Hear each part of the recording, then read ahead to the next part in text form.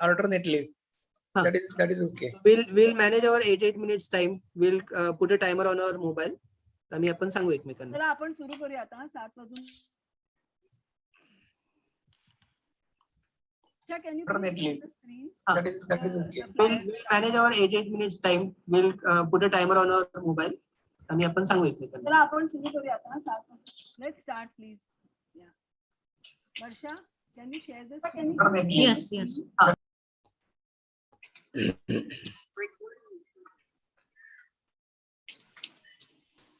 At the outset, I would request everybody to mute themselves so as to not disturb the meeting and we have a smooth sailing in the meeting. First of all, I would like to apologize to a few of my members because there are many more members in our group who are very much worthy and should be there on this program today. But due to shortage of time, we are not able to accommodate everybody, but I'm sure there will be more opportunities in the future. I would also like to take this opportunity to announce that we are having the walkathon on the 1st of May. And I request all members from Thane to come with their families and friends at 6:45 a.m. at the jetty at Uppan Talao. Let us now move with the actual meeting. In today's busy world, we are so caught up in all our routine activities that we do not have time for anything else. But yet, there are some of us who have found time to make something more beyond their routine work and domestic schedule. In this work, not this screen, please remove the screen. In this world of modern age and young people, there are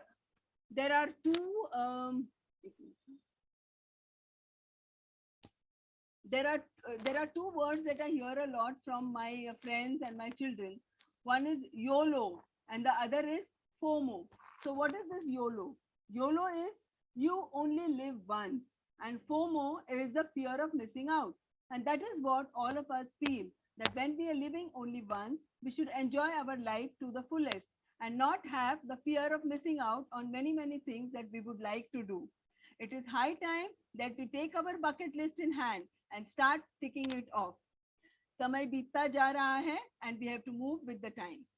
So today's program is Life Beyond Anesthesia, and this was devised because we thought that we should move away from academics for a while and listen to people who have done just that. They have balanced their work life beautifully and have even added to improve the quality of their life. I now request our coordinators, Dr. Shamini Iyer, who's a very strong pillar of Thane Anesthesia, and Vineet Jadhav, the young and dynamic fellow who makes all our flyers and makes our program more attractive, to start this meeting. But before that, I would like to welcome the Grand Master for today's show, Dr. Rajan Joshi. He is the best person to conduct the show, and he's a Grand Master because 25 years back, he took the great decision of leaving behind a well-established practice in Aurangabad and moved to Thane, where he knew nobody, not only for himself, but more importantly for the betterment of his children and their passion. So we could not have a better grandmaster than Dr. Rajan Joshi sir today, who has regaled us with his music, his drama and everything. I now request the program coordinators to take the program further. And a warm welcome to all of you once again. Welcome to this very, very unique program, Life Beyond Anesthesia, from the Indian Society of Anesthesiologists, Thane City Branch. Thank you. Over to you, Shamini. Good evening, everybody. It gives me immense pleasure to welcome our very first speaker, Dr. Leena Kelshikar. She is a leading anesthesiologist practicing in Thane. She is a director of Dr. Kelshikar's Orthopedic Hospital and Physiotherapy and Rehabilitation Center in Thane since 1995. She is a co-founder of NGO Nisarg Foundation, recipient of the prestigious Thane Gaurav Puraskar by Thane Municipal Corporation. She has published various papers at national and international levels through the NGO R Nisarg. Let's have a glimpse about R Nisarg. Vineet, can you please show us a glimpse?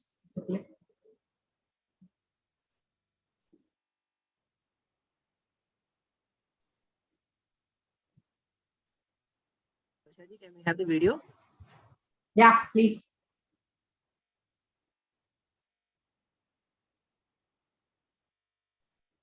Is Varsha going to share it with me? Yes, ma'am. Share the video, please. R. Nisarg.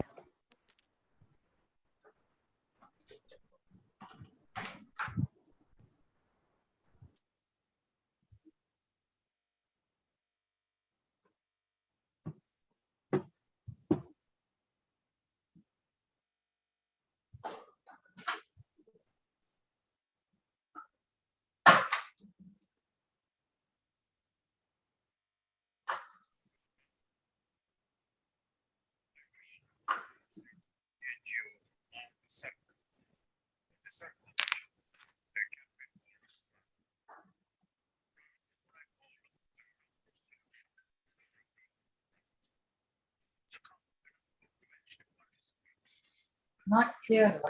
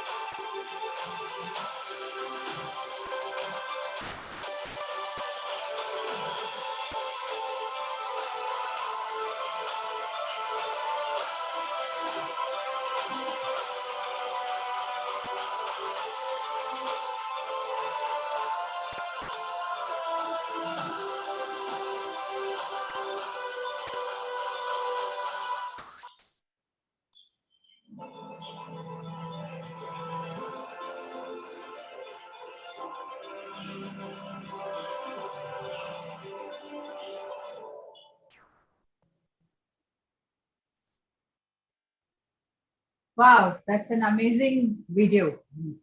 Taking up.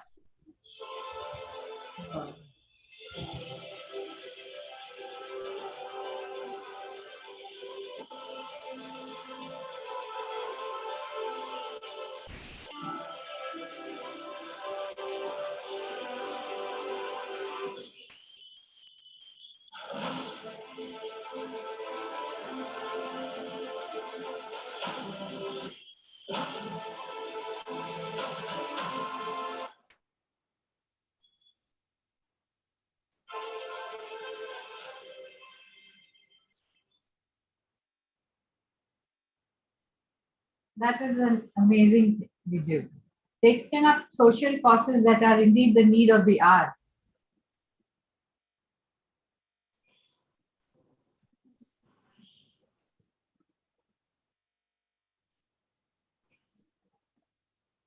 Dr. Leena?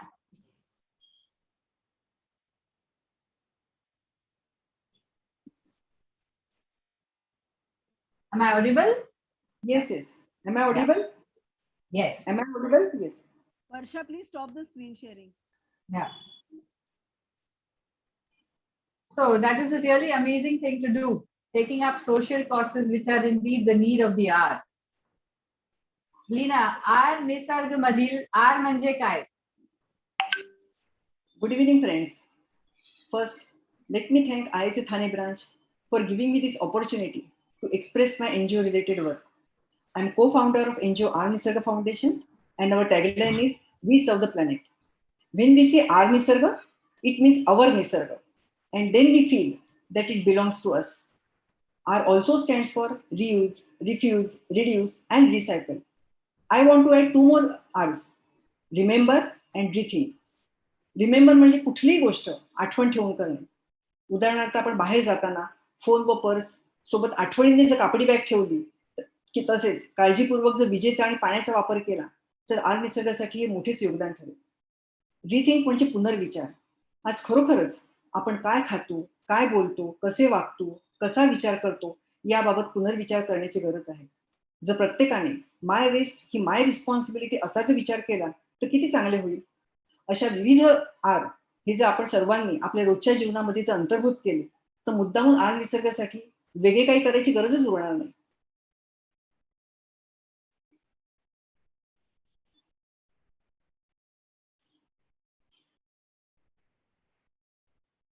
Shamini, unmute yourself, please. आज निसर्ग हे कोणाचे ग्रँडचाइल्ड आहे? The entire credit of NGO R Nisarga goes to my dear friend Dr. Lata Ghanshyamlani, who is an ophthalmologist and co-founder of R Nisarga. She is my inspiration and my mentor. आम्ही गेली 12 वर्षे एकमेकींच्या सहवासात आहोत आणि यातूनच समाजासाठी एकत्रितपणे काय करता येईल याचा विचार सुरू झाला. लहानपणापासूनच डॉक्टरीशिवाय समाजासाठी आणखी काहीतरी करावे याचे बीज माझ्या मनात कुठेतरी होते आणि डॉक्टर लताच्या सहवासाने तिच्या प्रगल्भ विचारांच्या प्रभावामुळे त्या बीजाला जणू खतपाणीच मिळाले व एक जबाबदार नागरिक, एक रिस्पॉन्सिबल सिटीझन म्हणून आपण काय करू शकतो याची जाणीव झाली आणि त्याचेच मूर्त स्वरूप म्हणजे आर निसर्गाचा जन्म.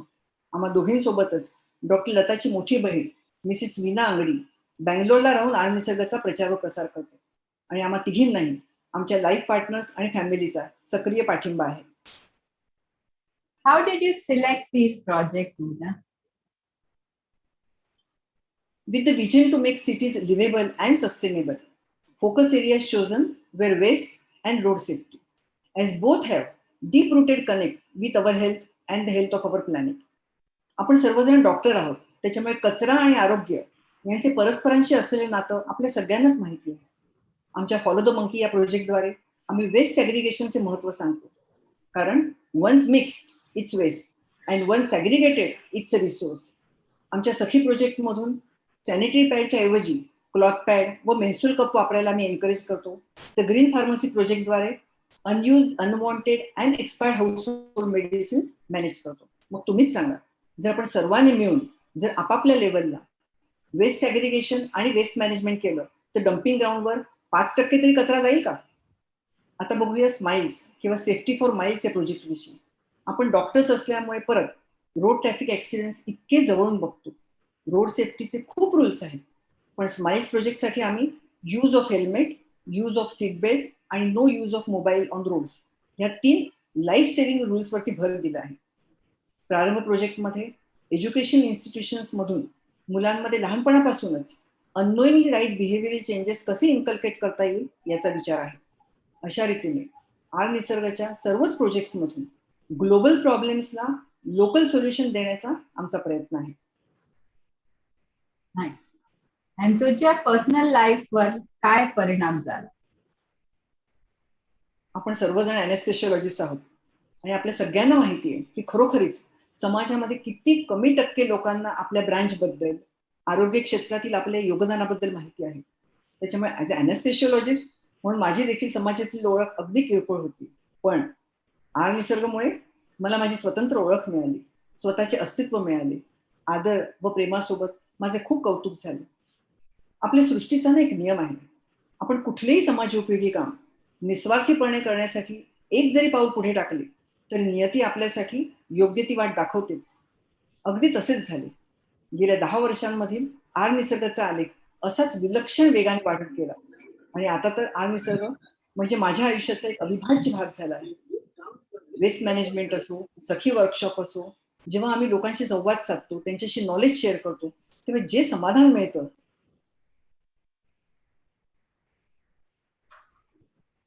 म्यूट झालीस तू. लीना, तुम्ही म्यूट झालाय, प्लीज अनम्यूट करा. हा झालं.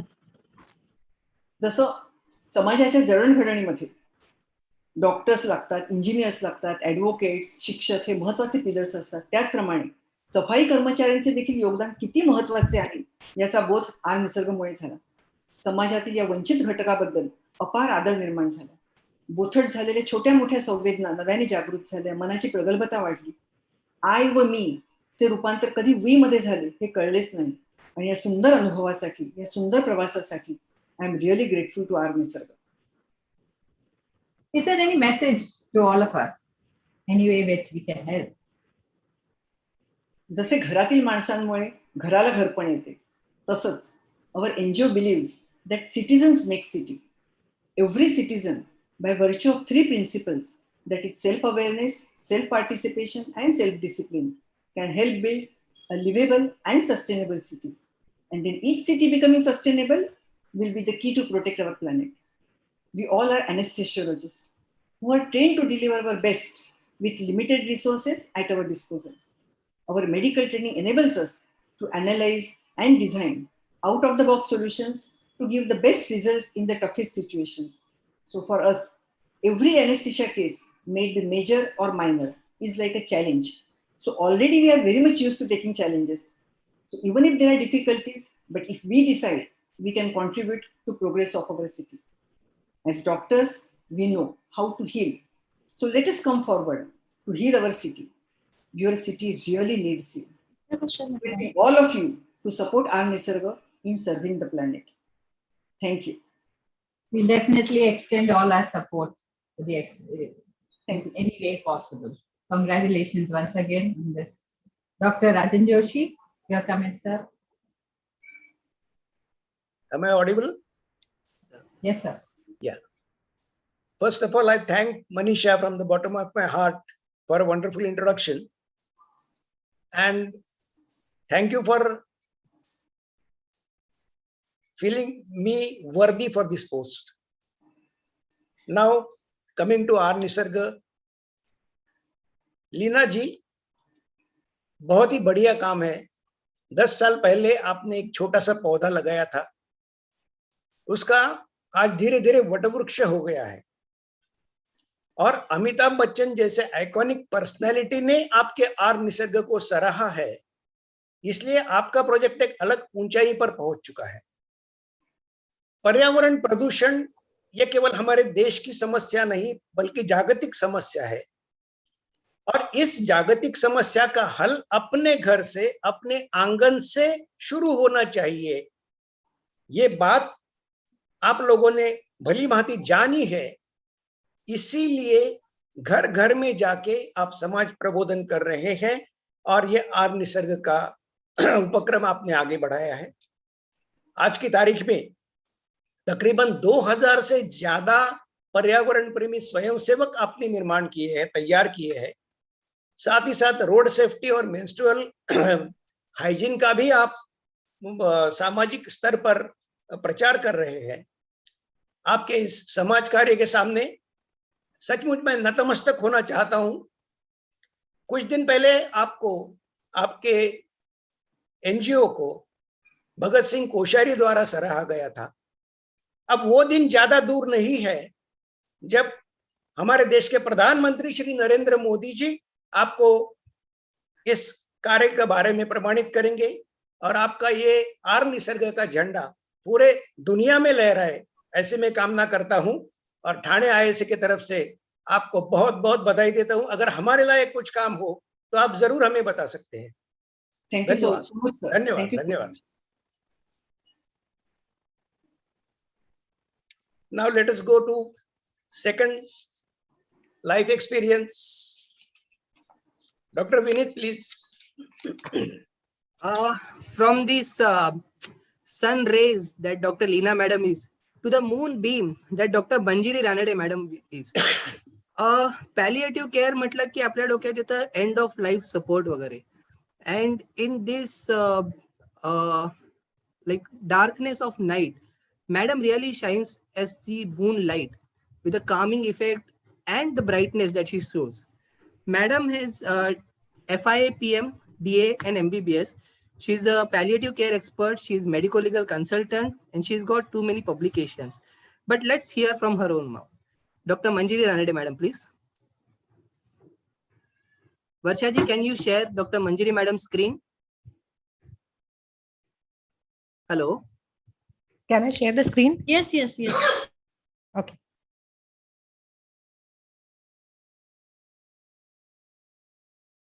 नहीं नहीं, वर्षा जी, वर्षा जी, Yes, sir. Not this. Not this. please let Manjari madam share her screen.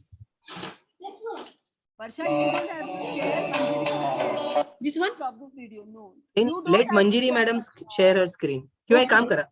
Screen sharing. It's okay. I'll share. It's okay. हाँ, एकच minute.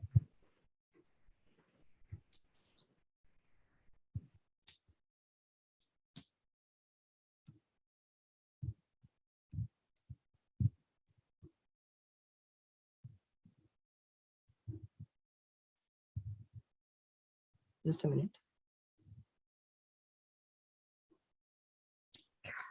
Till that time, I'll just start.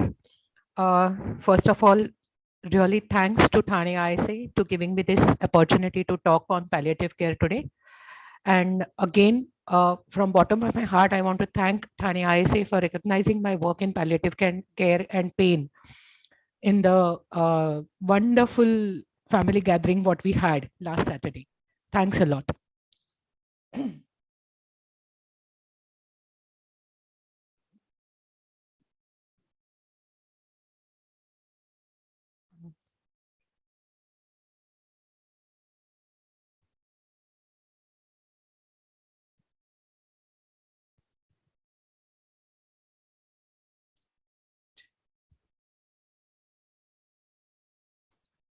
Vinit, yeah.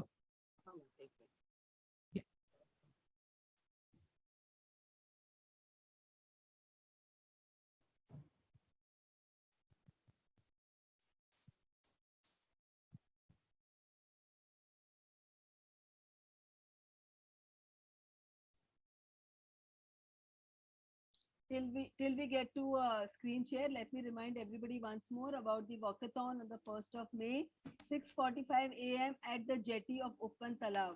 All the Thane ISA members are requested to come with their family and friends. Thank you.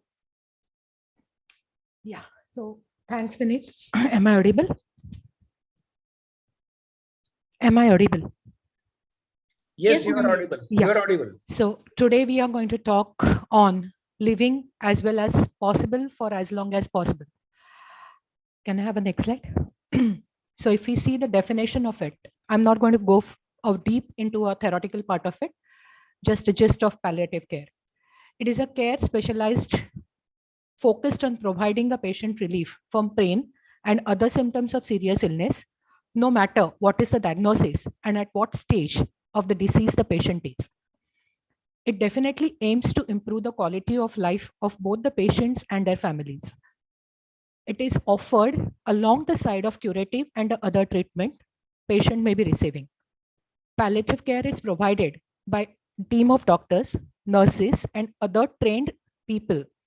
We work with the patient, patient's family, and the treating primary doctor who is providing the care for the whatever the disease the patient has been diagnosed. Next slide. Let's see the principles. Of course, as we all doctors, the patient is a centered. The care is a patient, family, and caretaker centered. It is based on the need of the patient, the patient's relatives, patient itself, and the caretaker of the patient has to have access to the local network services to meet the needs, what they will need. And it is evidence-based, clinically based, and culturally safe. Of course, it has to be effective to the patient's demand. What are the types of palliative care? It's social, emotional, spiritual, financial, pain relief, and the physical. Next. We can administrative a palliative care at home on an outpatient basis. Right now, I'm doing this. I'm offering the palliative care to the as an outpatient. Patient comes to the clinic, or the patient can't come, the relatives do come to the clinic. For short-term hospital admission, whenever it is needed for the patient, we do even tell the patient to get admitted wherever they want to get admitted. Next slide. What are the benefits? The patient's desire, goals, and decisions given the post priority in this palliative care. It will support the patient and the family. Patient and families understand the treatment plan and they are the part of the palliative care treatment. It will improve the quality of life. Pain and symptoms, they are controlled. We try to control them to the maximum benefit. It focuses on body, mind, and spirit, and will definitely reduce unnecessarily hospital visits. Next slide. What are the challenges we face while giving the palliative care? Is physical pain. Patients are usually depressed. There are intense emotions at the different stages of the illness. Patients have loss of dignity many a times. They are hopeless. And definitely there are mundane tasks need to be addressed at the end life stages. Next slide. When can we start this palliative care? Ideally, and the best time is when the diagnosis and the treatment of the end stage diseases starts. Gives the best results of a palliative care treatment. But anyhow, due to the lack of awareness, if at all we have to start late, then at any state of your disease, you can enter into palliative care. Definitely the time when you enter the palliative care, so the duration will depend from weeks to months to several years. Next. Palliative, there is no awareness, lack of integration is there, inaccessibility to palliative care. In cities, it is slightly accessible, but in the villages, there is definitely no palliative care. Narcotics are not available in India. Cultural and religious beliefs are too much in India, and terminal illnesses other than cancers never thought or they never think that we need a palliative care. So these are the myths. Why I need this? I'm not ready yet, and I'm going to die by taking a palliative care. So definitely not. All these are the myths. If it is given in the end stage diseases from the start, it will give you a benefit. It is given along with the treatment. And definitely when you are taking a palliative care, you are not going to die. You may survive a palliative treatment. Next slide. End of life care is definitely includes the palliative care, but palliative care has a very broad term and can be started at the early stages of the end stage disease. The difference between the hospice and palliative care is it can begin, the palliative care, as I said, it begins at a diagnosis and at the same time as a treatment begins, while hospice care begins after the treatment of the disease is stopped and where that is clear that patient is not going to survive this illness. So this is a major difference between a palliative care and hospice. Next slide. So as we say, next slide, Manit. So as we say that we don't know how much we are going to live. We are everyone, all of us are going to die one day, but not every day we are not going to die. So as long as possible, live as far as possible. Thanks a lot. Thank you, ma'am. Thank you for providing such a great insight. I think it's Abraham Lincoln that said it's not the life in the year in the life that matters, but the life in the years. Ma'am, what made you choose this as a career, as an option, palliative care? I am practicing pain physician last almost 12 years now in Thane, and palliative care is a part and parcel of a pain. So I was always interested in palliative care. Then even my cancer patients they started saying that, ma'am, we don't get, now the palliative term has started coming in the metro cities.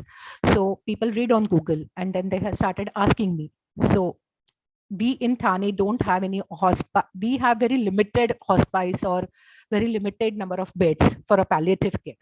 So as alone, I couldn't start anything for inpatients admission, but definitely outpatients with the help of some of the nurses, some of the ward boys, OT assistants, I have started this. So they go home and give whatever the services it's available, we can provide at home.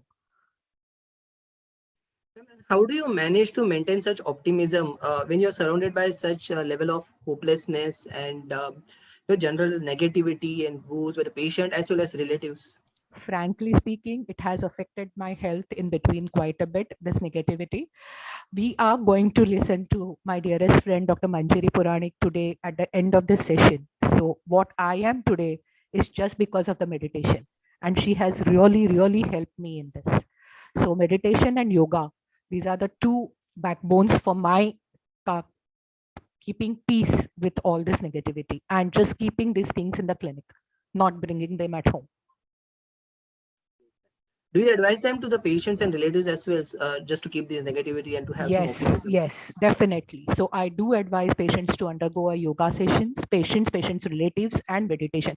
And meditation should not be only in the form of spiritual any meditation. So just a sound therapy or whatever they like is a meditation for them. So they should talk to themselves in whatever format they want to. It's not that you have to just keep on chanting the Bhagwan Ishwar ka naam. It's that way. Would you suggest doctors, like on a regular basis, to take a palliative care just to have that empathy towards the patient? Palliative care, yes. And we all of us have that we have to be available 24 hours for palliative care job. So many people get scared of that middle of the night, I'm going to get a call from the patient. I cannot pass urine. Now what to do? So yeah, initially it happens, but now when you have a trained circle with yourself, working with yourself, then you can manage all these things.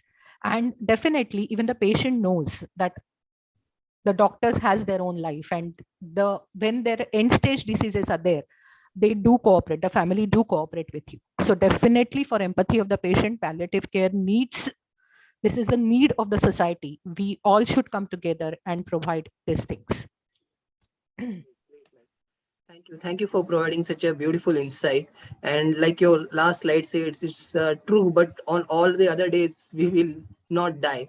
Yes. Over to Dr. Rajan Joshi, sir. Thank you, Vinit. Manjari, well done. Thank you, sir. Actually, palliative care medicine is, I think, a recently developing branch of medicine. In our postgraduate or undergraduate days, there was hardly any teaching of palliative medicine. But you are doing it very well. As per you told, palliative care can be defined as a care of terminally ill patient to elevate his symptoms, to elevate the pain and psychological well-being, and also to increase the morale of the entire family. Yes. Actually, we don't know our future. Anybody, any person on the earth may require this palliative line of treatment at any age or any length of time. We do not know. That's why I personally feel that this branch is very vital. Secondly, you are anesthetist basically, and anesthetists are the best, one of the best caretakers of the patient. Yes. On the top of that, you have completed palliative care course of British Journal of Medicine. Yes. That I came to know. So that is one feather in your cap. And secondly, you are a pain master. You are practicing your own pain clinic and pain physician in Thane. Yes. So pain relief is your own domain, which you can give very rightly. And hence, I feel that you are a proper guide in Thane for this palliative care. You are an authority in this field. Thank you, sir. Yes, and we all, Thanites anesthetists, are proud of you.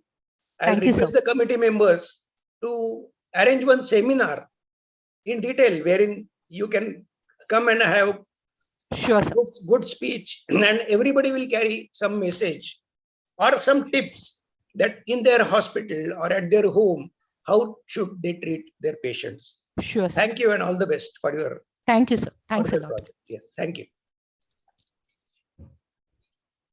Next speaker, please. Dr. Shamini. Shamini, ma'am. Our next speaker needs no introduction. Dr. Meenal Gadgil. She is our very own Thane ISA's president. She has done her MBBS from Nair and then went on to do her MD from KEM, where I had the pleasure of working with her. She has been doing freelancing since 1994, and she has a special interest in labor analgesia. She is also the treasurer of IMA Women's Wing and a committee member of Thane IMA. She is a Rotary Club member and has arranged many eye camps as a part of the social responsibility. That's a very, very, very good thing to do, Meenal. Thank you. It is a very good thing that you have done. MBA, not something which is not very often done by anesthesiologists. What and why did you decide to do an MBA? Basically, I did MBA long back when many anesthetists or many doctors were not doing it actually. That was a time I wanted to do something, some different course other than anesthesia. So I was actually searching for it. And fortunately, I attended a opthal conference in San Francisco, where I did a course with Dr. Pinto, which was a marketing person, boss in USA. And that course, along with him, whatever I did, I really felt that this is the subject in which I am very much interested. And basically, my kids were bigger, and I had started managing my hospital. So I realized that to manage it in a better way, I need some proper training. And one more thing, that we had recently purchased our LASIK machine. So that also needed a footfall. So all these things combined together, and then I decided that I want to go for a MBA course. Yeah. But how did you decide where and in which specialty you wanted to do your MBA? Yeah. Basically, when I decided that I want to go for an MBA course, I went to many universities, like Khalsa University was there and Wellington University. But all these universities were offering Friday, Saturday, Sunday courses, in which my practice would have got hampered. So I didn't go for that. And the IIT had a good ranking. At the same time, it was a Saturday, Sunday workshop, the course. So Saturday from 2 o'clock to 8 p.m. and Sunday it was from 8 a.m. to 2 p.m. So I found it convenient, and that time it was a in physical course. So traveling was much easier. That's why I chose IIT course basically. And I enjoyed the course to the biggest level, because there were many other people than doctors with me. Basically, I chose executive MBA. There was a hospital management course also available, but I wanted to see our industry through a different perspective, how the others feel about it. So I went for an executive MBA where there were people from other industry as well as in other companies. And I had a lot of interactions with them, which enriched my life, I feel. Okay. But did you have to give any entrance exam for this? No. I was already 20 years practiced in anesthesia. So when you practice, you have a field experience that much, you don't have to write any exam. But they took my interview. And in interview, they asked me, okay, what are your objects, why you are going for this course? So basically, my first objective was that I wanted to increase the practice of Gadgil Hospital. But at the same time, I still remember that time I had told them that as an anesthetist, I'm working for such a long time. So if I develop my skills and it helps to my organization, definitely it will be like wonderful. And definitely that is one of my aim. And still one more thing is that if these skills, whatever I have learned, if I can use it for a social cause, like what Manjiri said, or this R Nisarga. So definitely I will be more happy about it if I can use my skills and be beneficial to them. Okay. And what are the subjects that you had during this course? What did you Yeah. This is for just information to others, because if anybody is interested in the audience, definitely they can think about it. I had two subjects, means main professors were two, marketing and behavioral sciences. And other faculties used to come for other subjects. But these are the most important subjects. Usually we feel marketing is like, that giving advertisement or working on social media. But I realized that it is something beyond than that. So just to give an example to you, patients come for an operation to us, but actually the satisfaction of the patients is only 40 to 50% about the operative procedure itself. Remaining 50% satisfaction is for the other things, like how he was treated prior to the operation, how he was treated post-operatively, how the services were given to him later on, or whatever his problems were solved properly or not. So all this counts, and then patient becomes a happy, and always happy patient gets a more happiness other patients. So basically these are the things in marketing which they teach you. Like same way behavioral sciences is also subject where they nurture your personality, and basically they teach you communication, how to be empathize with other people, and communication is the most important part wherever you treat or talk to the patient, as all of us know. So this is the important thing which we usually learn in MBA courses, and that really boosts your personality. So these are the things which I learned there. Very true. Communication cannot be underestimated. Yeah. The feel-good factor and everything is very, very important. Yes, yes. But how did it benefit you personally and professionally? How else did it help you? Yeah. I feel that after that, my thoughts have become much more clear, and decision-making power has increased, and that's why I've become more confident about it.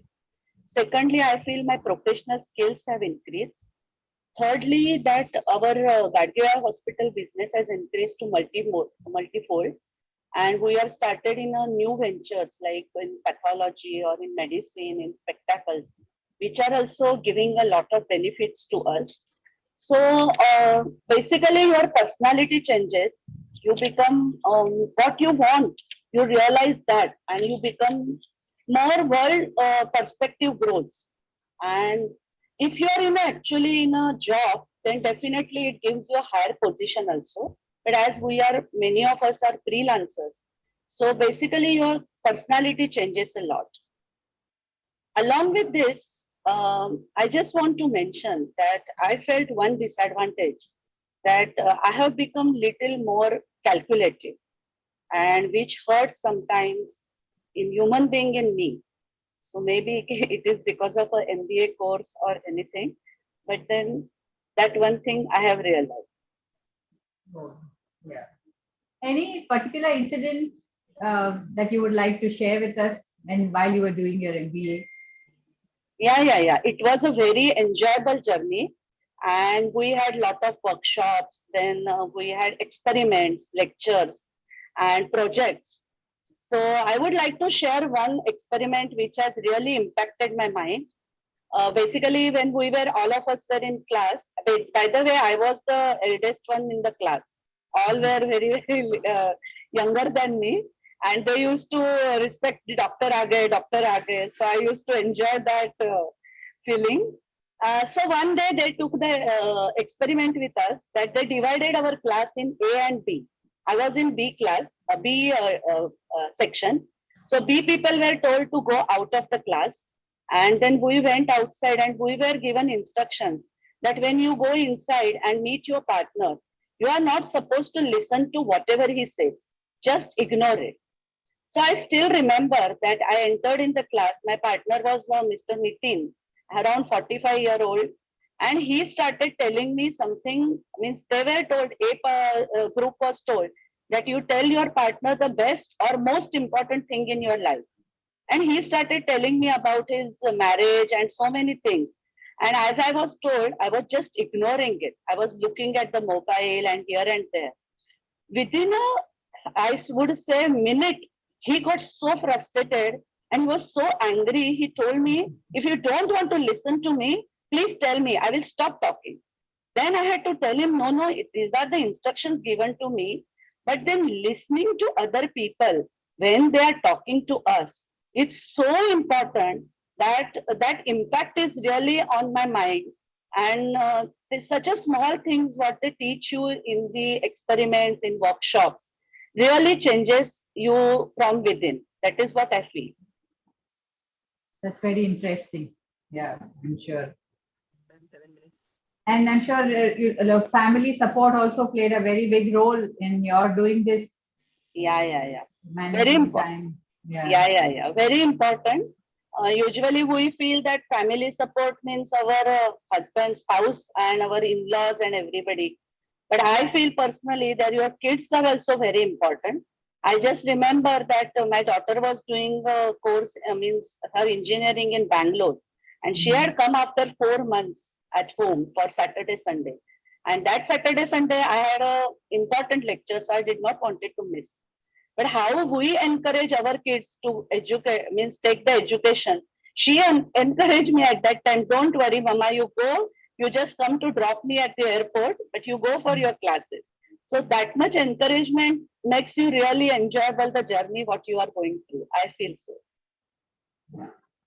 Very nice. Yes. Dr. Joshi, any inputs from you, sir?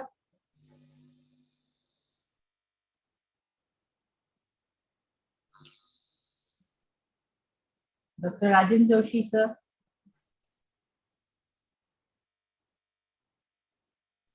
Joshi sir तुम्ही mute आहात.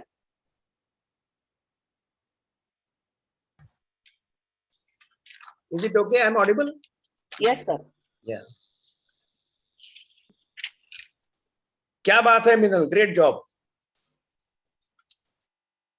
2014 साली म्हणजे MD झाल्यावर 20 वर्षानंतर पुन्हा एखाद्या institute मध्ये जायचं, अभ्यास करायचा, परीक्षा द्यायची आणि चक्क पास व्हायचं म्हणजे माझ्या अंगावर तर काटा येतोय. कारण मी जेव्हा एमडी पास झालो त्यावेळेला मला सगळ्यात या गोष्टीचा आनंद झाला होता की मला आता आयुष्यात परीक्षा नाही किंवा वायवा नाही. पण वयाच्या 40 मध्ये तू हे करून दाखवलंस, ग्रेट. केवळ दुर्दम्य इच्छाशक्तीच्या जोरावर स्वतःच्या फॅमिली लायबिलिटीज आणि स्वतःची प्रॅक्टिस याचा समतोल साधत तू हे साध्य केलंस, ही फार मोठी गोष्ट आहे. ज्याला तुला फॅमिली सपोर्टही खूप मिळाला असं तू सांगितलंस. त्याच्याशिवाय कुठल्याही गोष्टी शक्य होऊ शकत नाहीत. त्यामुळे ती एक आनंदाची गोष्ट आहे तुझ्याकडची. अशा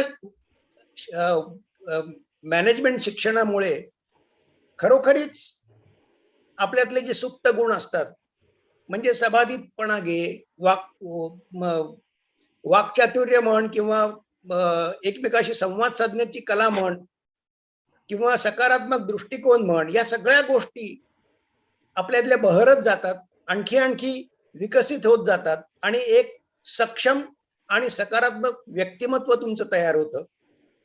आणि सगळ्यात महत्वाचं म्हणजे याचा फायदा असा आहे की आपल्या मनामध्ये असणारी गोष्ट समोरच्याच्या गळी उतरवून त्याच्याकडनं ती साध्य करून घ्यायची, ही कला पण याच्यात अवगत होते या मॅनेजमेंटच्या कोर्स मधून. आणि या सगळ्या गोष्टी तुला अवगत झाल्या आणि म्हणूनच ISAचा सेक्रेटरी, ISAचा प्रेसिडेंट, IMAचा कमिटी मेंबर, या सगळ्या गोष्टीवर तू तुझा एक वेगळा ठसा उमटवलायस, मिनल गाडगे असा. Many higher posts are waiting for you. Thane ISA branch wishes you all the best and go ahead. Thank you. Thank you so much, sir. Thank you so much. Next speaker, please. Vinit. So after doing MBA, we will have some money, right? I read somewhere that those who don't know how to manage money will have to work for someone who does know that. But let's not hear from someone novice like me. I invite Dr. Hemant Varde sir to please talk about his experiences with finance. Dr. Hemant Varde sir is a freelancing in Thane since 2010. He was earlier in JJ Group of Hospital and CSM. Sir, let's speak about money matters from your own mouth, sir. Okay.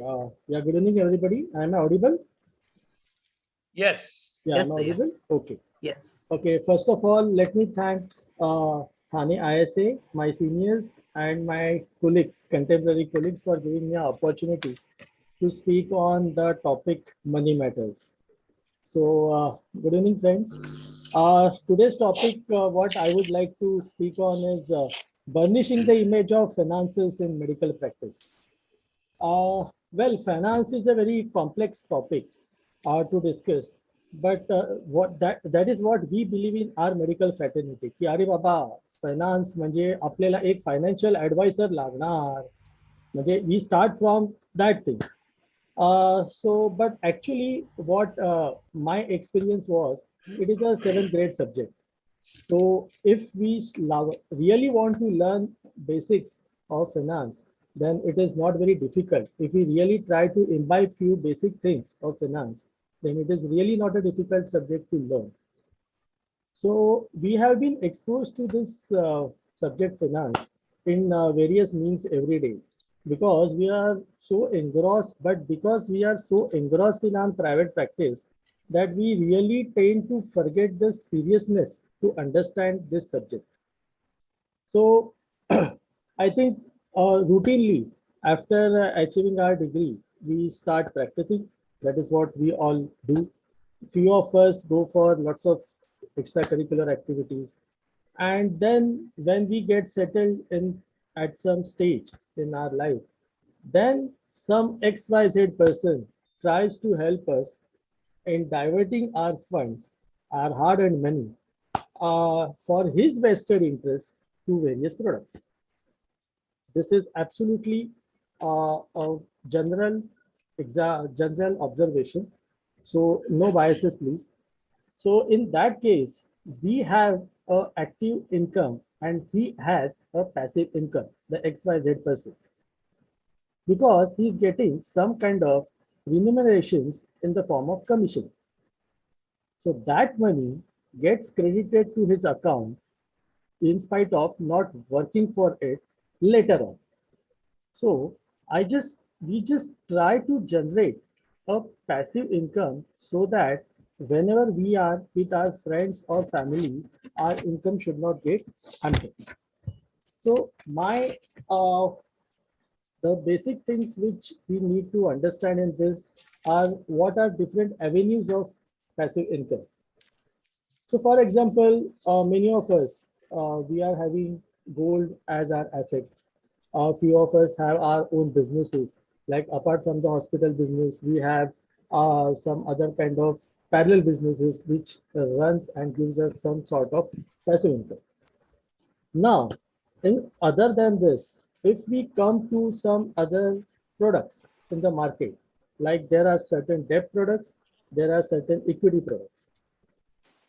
Now, whenever things come to equity, many people have a very dangerous view about equity. अरे equity म्हणजे हा सट्टा बाजार आहे, नको बाबा त्याच्यापासून आपण दूर राहू. अरे हे डेप्स प्रोडक्ट तर मला कळतच नाही बाबा, आपण एक फायनान्शियल ॲडवायझर पहिले त्याच्यासाठी अपॉइंट करू. Fair enough. Since we are so busy with our routine OPDs, our practice, our other thing, managing the hospital, that is very well advisable. Since we don't know about that, so rather than getting duped somewhere, let's hire a financial advisor. But suppose if we learn few things, like some basics about the finances, then I think this passive income, which I am talking about, can be generated by getting the knowledge from our own side. So just if we have 3 C's in our life, the 3 C's of finance, like we can say cognition, which is the knowledge of the finance, then courage and capital. So we can achieve knowledge about all the above things and garner some courage, then it is not very difficult. So the only thing, we all have capital, we all have sort of courage with us. The only thing which we need to really ponder on it should be a proper knowledge of that subject. So coming to the crux of the finance, the crux of the finance would be, as we all know, PDF. We all try to download the PDF files and we try to create some documents through PDF. So that PDF is patience, discipline, and faith. If you have patience regarding हा बाबा माझ्याकडे आता हे funds आहेत, माझ्याकडे माझ्या आता मी या लेवलला आलेलो आहे, आता मला हे मल्टिप्लाय करायचे, पण शॉर्ट गेन नको, माझ्यामध्ये थोडे पेशन्स आहेत, I can just multiply it by gaining a proper knowledge. So if you have that patience, if you have discipline, you need to reroute and channelize your money to a proper system. If you have that discipline, and you should have faith in the system. If you really have faith in yourself that yes, whatever knowledge you have acquired and whatever things are going in the system, if you have the faith in that, then definitely you can make it possible. Another thing, when it comes to finance, what I think is the most important would be the time management. So time management, there is a good mnemonic for time management. It is by the name of EDAPE. So where EDAPE. So E stands for elimination. What is that? Elimination. When you actually eliminate the unnecessary commitment so that you can give time to plan your own finances. Then D stands for delegation, where you save your time and create opportunities for others. That would be delegation. Then comes automation. So automation is something which you put the things on automation mode. Like whenever you want to pay the bills, why you need to really think for that date, why you want to wait for that date. You just create an ECS for that, or just try to keep it on auto mode so that you can save time for yourself and you can really ponder on finance. Then, of course, P comes for prioritizing the things. You should have priorities. You should chalk out the priorities in the channel. And then final is execution. Execution of whatever planning you have. So coming to as a medical practitioner, we are quite gullible for the agents and to different schemes, which because we don't have knowledge. So rather than getting dependent on the people and on the system to manage our finance, we better educate ourselves and start managing our own funds. So I think we can be we all have that capacity to learn and just inculcate those things in our system. So last but not the least would be if you do it properly with the MMR. MMR is not Meenal madam, Manisha madam, or Rajan Joshi sir. MMR is purely money, mind, and risk. So if you manage this mind, money, and risk things, then actually you can burnish the image of finance in medical practice. So I have found lot of insecurities sometimes regarding our own funds. की बाबा आता मला खूप जास्त आता मला हा पैसा channelise कसा करावा किंवा माझ्याकडे जे काही फंड्स आहेत ते मी यूज कसे करावे किंवा कुठे आपण खर्च करावे. खर्च सगळेच करतात, पण जेव्हा इन्व्हेस्टमेंटची गोष्ट येते तेव्हा there are many things which are we are not clear. So I think if we learn the things properly and inculcate it, I think it should be an easy job rather just to learn the basics. So thank you. I would like to end this discussion on this.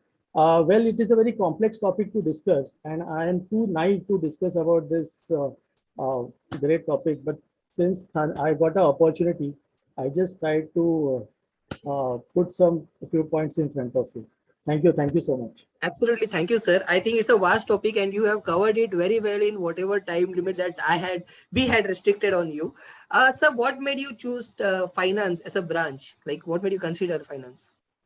Well, it was just whenever we feel like you have some kind of insecurity, especially in our field, there is a lot of insecurity regarding the आता माझी प्रॅक्टिसला जर माझं जर कोणाचं सोबत जर काही relation खराब झालं तर बाबा मी कसं करणार, आता माझं कसं होणार.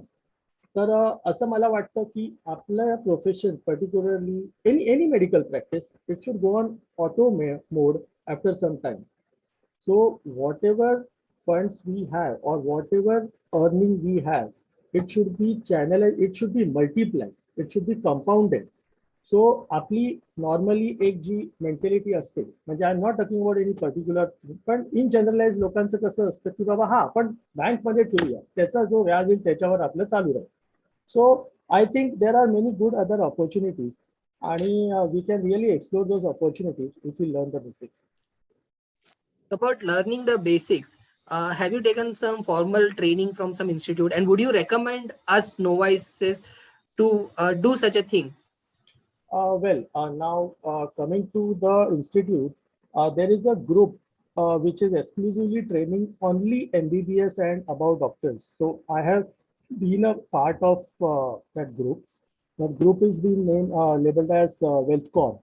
So the founder had the vision. The founder is Dr. Ramnath Guthe, and he has that vision. He had that vision of training the doctors, only MBBS and above doctors, exclusively in finance. So finance includes all the things, including the taxation, including your shares, including your mutual funds, everything. So it is a comprehensive package, I suppose. Like he has really customized it so well that all the doctors can get well trained through it.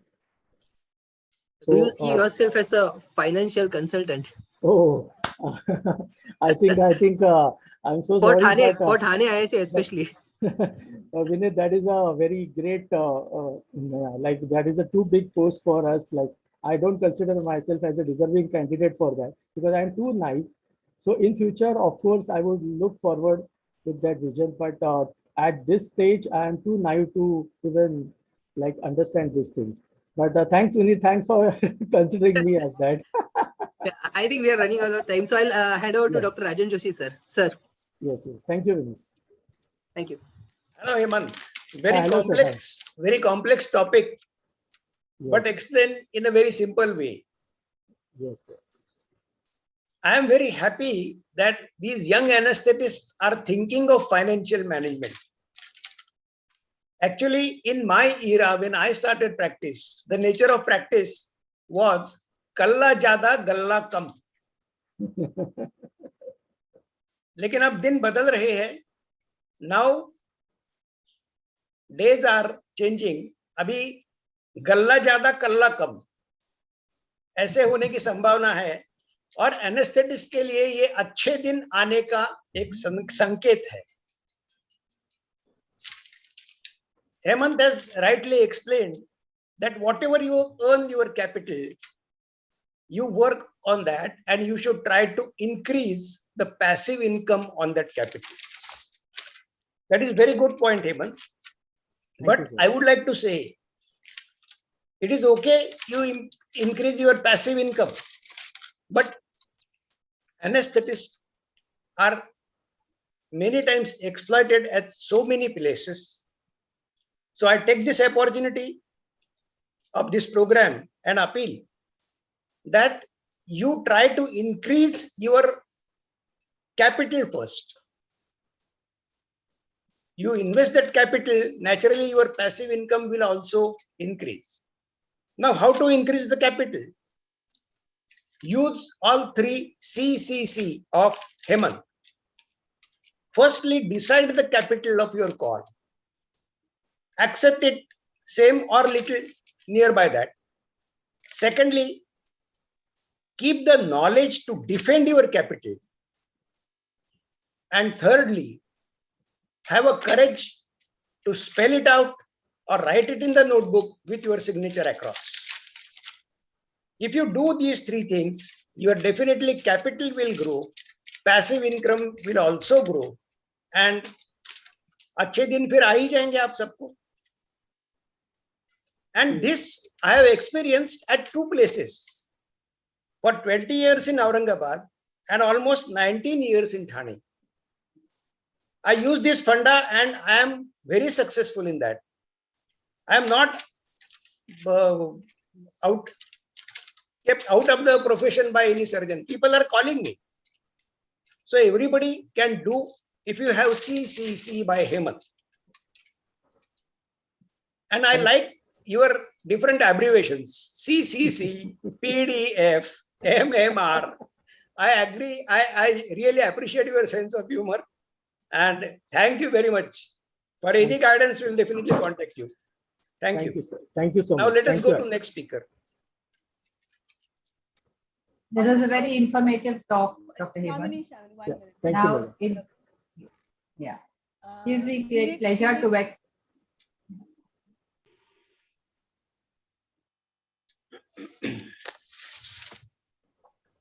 Our next speaker is the very graceful Dr. Hema Sriram.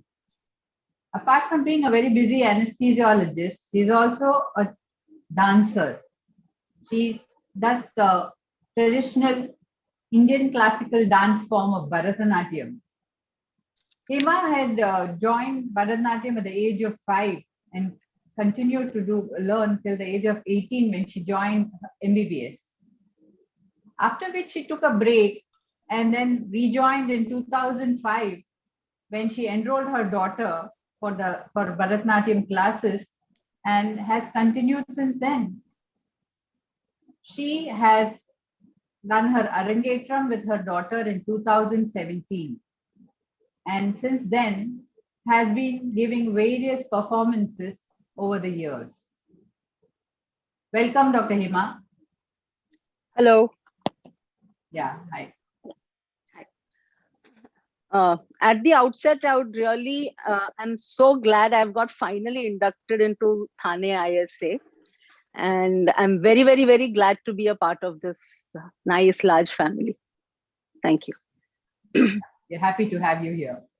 Thank you. Can you describe your dance journey in brief? Okay. So when you're born in a traditional Tam Bram family, okay, three things are they are a very ingrained part of your existence. Number one is curd rice. Number two, oil bath. And number three is Carnatic music and Bharatanatyam classes the moment you turn 5 or 6 years old. My case was no different. It went the same way. I somehow inveigled out of Carnatic music, but dance continued. It continued for 18 years. Every Saturday, Sunday, painstakingly going to class, coming back, etc. Then MBBS happened. Now in MBBS, suddenly at that age, Bharatanatyam classes on Saturday evening, that's so uncool. You want to go out for movies, you want to go with your friends, you don't want to go to Bharatanatyam class, right?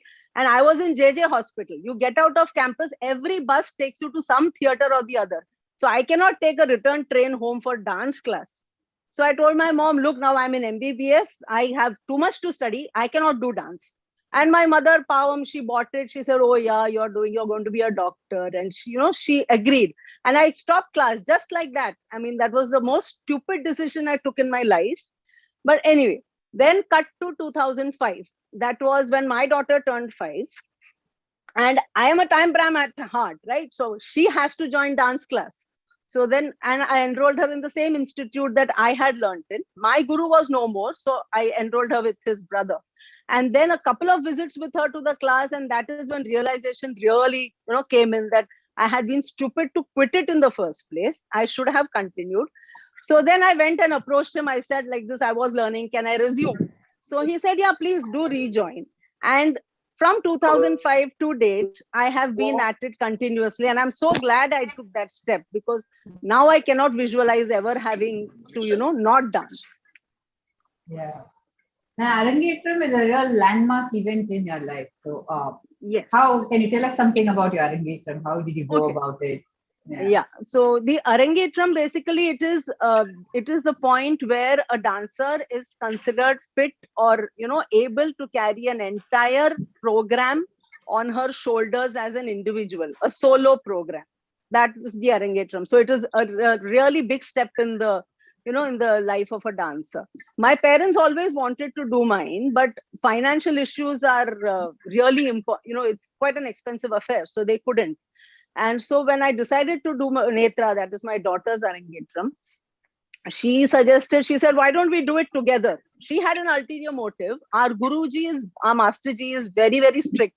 And he can be very, very sarcastic. And taking Arangetram rehearsal alone, she felt really scared. So she wanted somebody to, share the burden, so to speak. But I felt it was a good idea. So then I asked my Masterji, I said, like this, I want to do it with Netra. Can I do it? So he was like, yes, yes, we can do it. Please let us do it together. But he had some conditions. He had 2 or 3 very important conditions. He said, number 1, I have to lose weight. Number 2, I have to improve my stamina. Number 3, I have to improve my flexibility. He said that just because you are mother and daughter on stage, you don't have to look it. And at every stage of the program, I will not give an excuse to the audience that, she is dancing at this age, she's doing so much at this age. That won't happen. I want you to do most of your items together as a pair. So I will not dumb down your daughter's performance to come to your level. You have to raise yours to come up to her level. You have to perform with the stamina of a 16-year-old. If you promise me you can do that, then we go ahead. I said, okay, no problem. I'll try my best. And we tried. And I mean, the rehearsals were intensive. In fact, towards the end, we had almost 6 hours of rehearsals every day, 3 hours in the morning, 3 hours in the evening. And my guru, my Masterji is quite a stickler for perfection and coordination. So we used to repeat the same step, again and again and again, till he felt that okay, the coordination was not perfect. And in the end, the results showed. I mean, I'm so happy that happened, because it is definitely the highest achievement ever in my life. Everything, I mean, studies, everything notwithstanding, my Arangetram is right up there. Everything comes below. Everything. That's amazing. How has dance helped you? Dance, more than dance, it is the dance class sessions which have helped me, because it's a very good de-stressor. When I personally feel, when I enter the dance class, I sort of leave my whole world behind. All my problems, work, house, spouse, everything is out. Those 2 hours, it's me, my teacher. We are a group of students dancing. It's not a solo class, except during the pandemic. But before, it used to be like almost 10 to 15 of us dancing together. So you lose all your stresses, and those 2 hours, you're just in your mind, you're just dancing, right? So it's just dance. And secondly, you interact with all the classmates I had were all children. So, they're all in their teenage and everything. So you actually come down to their level of age. You reverse your aging. You come down to their mentality. You chat with them and, that sort of thing. So it was so nice to be interacting with these children all the time. And thirdly, it improves. I mean, it keeps you on your toes. You have to remember the dance, right? You cannot forget the steps. So it improves. So I feel it helps. Maybe it'll help me ward off a bit of dementia or Alzheimer's or anything I might be prone to. And when you have these group programs, it helps you think on your feet. You're dancing in a group. You have to be aware of what the other person is doing. You cannot just do your own thing. You have to catch on to, if someone makes a mistake or goes out of step, you have to cover up. So you learn a lot of teamwork. And secondly, my guru Kalyan Sundaram and his wife, they are both old timers in their outlook and perspective and everything. So they take us for a lot of these programs down south in temples, where we perform in temples. So they have their own set of rules when we go. We fly to Chennai and then take a train and everything. But that entire trip, we are like Bharatiya Sanskari Naris, no sleeveless, only salwar kameez, dupatta has to be there, bindi has to be there, earring has to be there. So it's a totally different, you're a totally different world. So that is really nice. Yeah, that's a lovely experience. Yeah. But age is not a deterrent, isn't it? No. You're able to, you can attain proficiency even after starting. Yes. Actually, more than proficiency, I feel it is the journey which is important. You go out and you enjoy what you're doing. I may not be the most expert dancer. Most of the dancers in the class, most of them are better than me, because, sheer this thing of age and flexibility, theirs is much more than mine, right? And they remember better. My daughter remembers stuff much, much better than me. I keep forgetting. But the proficiency is not the key here. The key is to just go out there and enjoy yourself. Don't go thinking that I have to be good, I have to do this well. No, I have to enjoy myself. I have to do it the best way I can. The process should be enjoyable. That is what. Yeah. And what about other hobbies? Okay, Yeah, I have, like Manisha said at the beginning, FOMO element is very strong in me. I think I like to have my fingers in many, many pies. So in between all this, I tried my hand at Carnatic music, and I've tried my hand at salsa and Bollywood music and Bollywood dance, everything. So everything happened. That all comes and goes in bits and pieces, but Bharatanatyam continues. Can you tell us something about your major concerts or events? Yes, so like I said, our gurus, they take us out a lot for these temple programs down south every year, especially during Ram Navami, etc. To those temple programs used to happen every year till the pandemic hit us. Another important program was the Brihadishwara temple in Tanjavur had its Mahakumbhabhishekam. So our guru was invited to take a troupe and put up a dance program there. I was very lucky to be a part of that program. And then when the MS Subbalakshmi centenary celebrations happened at the Shanmukhananda Hall, we did a program with her songs, all her famous songs set to dance by our guru. So we had a program then. So these are two, I think, very significant programs that I have done. Any take-home messages that you'd like to give us? Yes, actually, all of us, most of us now are in the stage where, we are on our way to becoming empty nesters. Our children will go their own way, they will forge their own paths. So that feeling of indispensability that we enjoyed when we were parents is soon going to go away. And secondly, let's face it, we are not going to be, in neck deep in practice all day as the days come. I mean, we are going to ease off our practice. So we are going to feel lost, a bit lost, and, what do I do now?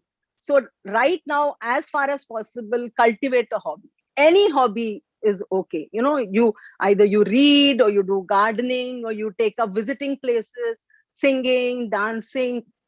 It could be anything, but get one hobby, see what enthuses you, what you like, what you feel will give you company. Ultimately, we are our own company. We have to be prepared for that. So to that end, I feel it is very, very essential to cultivate some habit, some hobby, which keeps us engaged, and which fills up our soon to be slightly emptier days, which will happen. Thanks for sharing all this, Dr. Hema. I'm sure a lot of us, many of us will be inspired after hearing you and probably start dancing soon. If one person takes up any hobby, I'll be most glad. Yeah. Yeah. It'd be interesting to see your arrangate from a small clip video. Can we have that, please?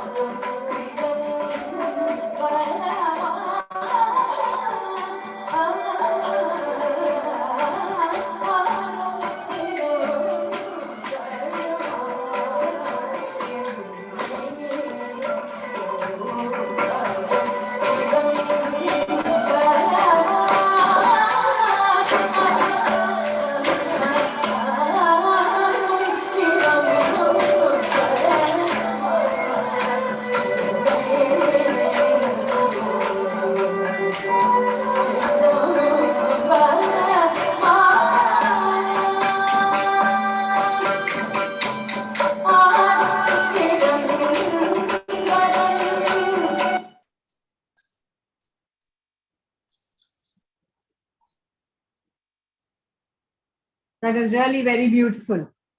Thank you once again. Dr. Rajan Joshi, yeah, for your comments, sir.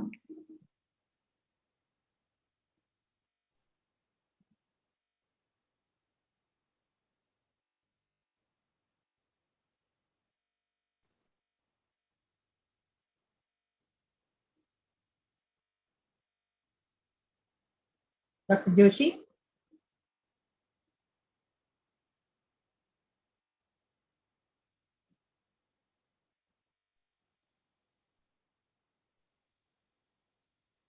Joshi sir?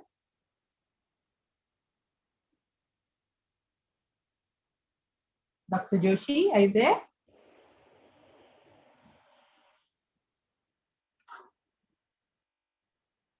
Meanwhile, should we proceed to Dr. Sunita or who's next?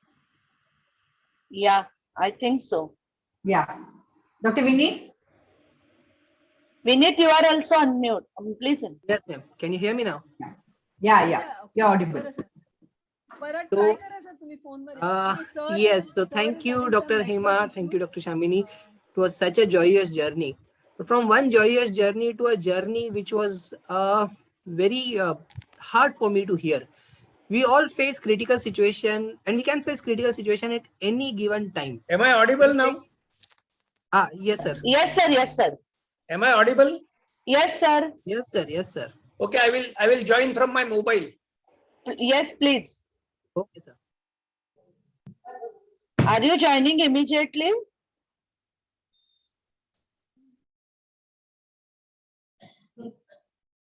Hello, sir.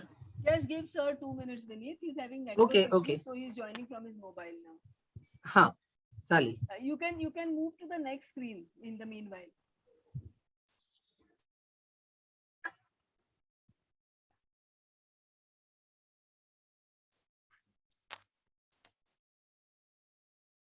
So Vinit, you can I think continue. you can start with the introduction of Dr. Sunita. Yeah. Sir will join in. Yeah. That is what I feel. Yeah. Thank you, ma'am. Thank you, ma'am.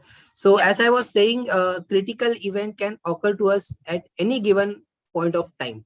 But it takes a brave heart, a strong-willed person to cheat death, to stare death in the face and say, no, I'm going to live.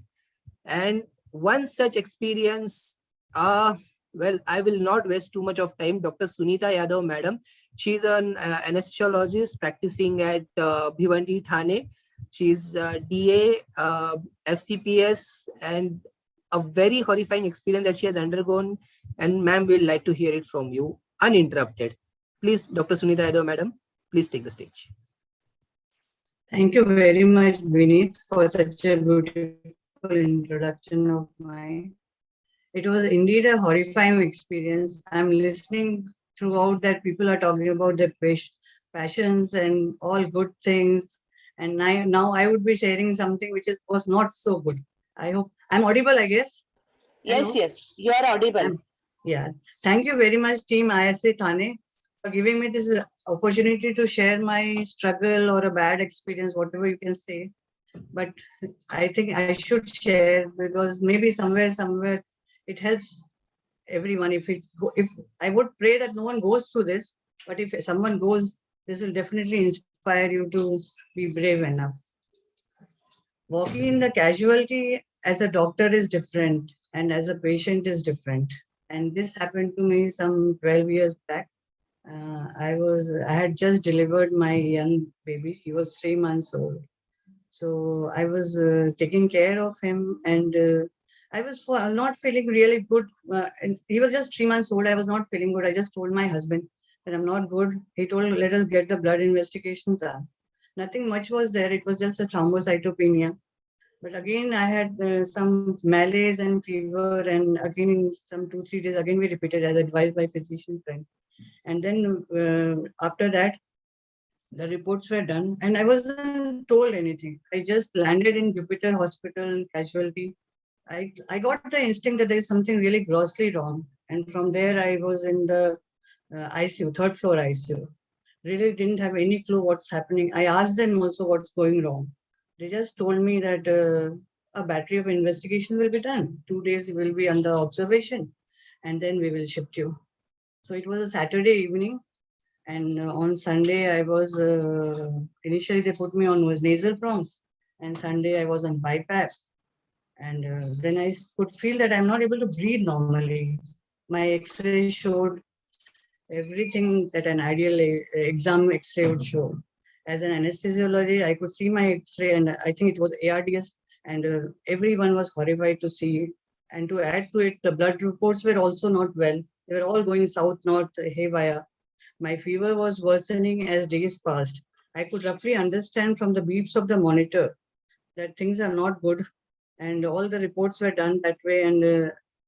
And from the first time of life, I repented having the knowledge of critical medicine and being a doctor. I could feel the plight of all the patients that I've treated and understood. their struggles to breathe and gasping for air. I was on BiPAP for a couple of days and things started to improve a little bit. And everybody started planning that I might be shifted to wards and eventual discharge to home. But after 4-day fever returned, and this time with vengeance, as if it wanted to settle down some old score. All the battery of investigations were repeated again in a couple of days, but my fever progressively increased, keeping everybody clueless what is going wrong with me. By next Sunday, high-grade fever was almost continuous and I started to desaturate.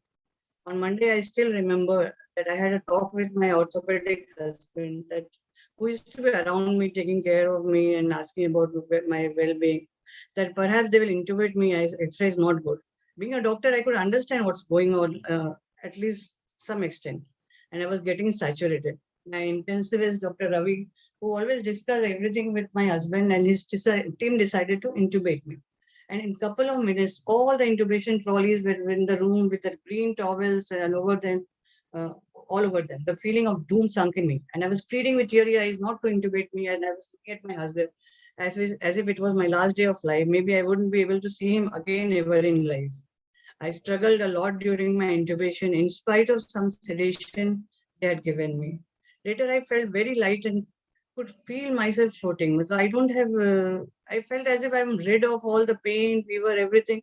And I'm just in a dark thing and some feeling of me in the space with extreme darkness and all alone. Once I was knocked with propofol and midazolam and incubated. I don't have any memories. I was wrapped in blue drapes with tubes. Sometimes I used to wake up when my sedation used to reduce and hear all sorts of noises and alarms and felt like I'm floating in webs of IV lines, catheters, tubes. And I was told by later on by third day of intubation, my total WBC counts had dropped to 540 and severe marrow suppression of unknown etiology. Lots of my friends used to visit me, but and maybe they met me just because thinking that maybe they won't be able to see me again alive. But I have very faint or in fact no memories. With severe leukopenia came a new lot of hospital-acquired infections. And now the cat and mouse game started. And with the new infections, higher antibiotics, which went for another 2 weeks while I was on ventilator. Gradually, things started to improve, and then the intensivist team was planning my tracheostomy as the tube was in situ for a long time. And because of, and I wasn't breathing good enough to be extubated. The Ryers tube and ET tube used to irritate me a lot during weaning period, and I couldn't speak. Ravi decided to give me a chance to extubate, and he just asked me if I could breathe whenever with his sign language. I told, please give me a chance. So again, all the trolleys came inside with all the plans of re-intubation or tracheostomy, whatever will be required. So because of this sedation thing, the intubation phase, I had lost all my memories temporarily. I couldn't speak, but luckily I was able to maintain saturation. I was then weaned off BiPAP to BiPAP too, and as a patient, I can say it's very suffocating.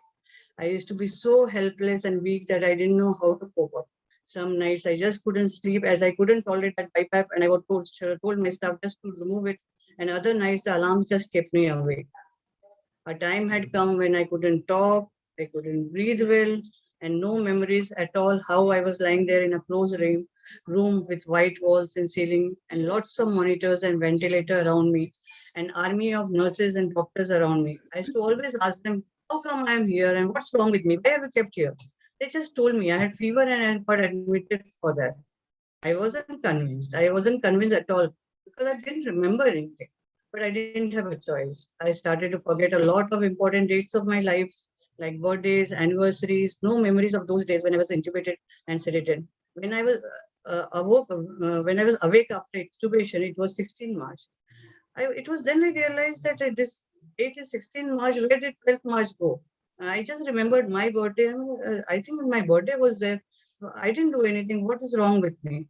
Upon inquiring, the nurses told me that my husband had brought me some cake and they put me through Ryers tube, but I don't have any memories. That is the worst birthday in my living memory till date. The recovery path was equally tough for me as I was physically very weak due to lots of antibiotics and other medications and being bedridden. I was on total parenteral nutrition.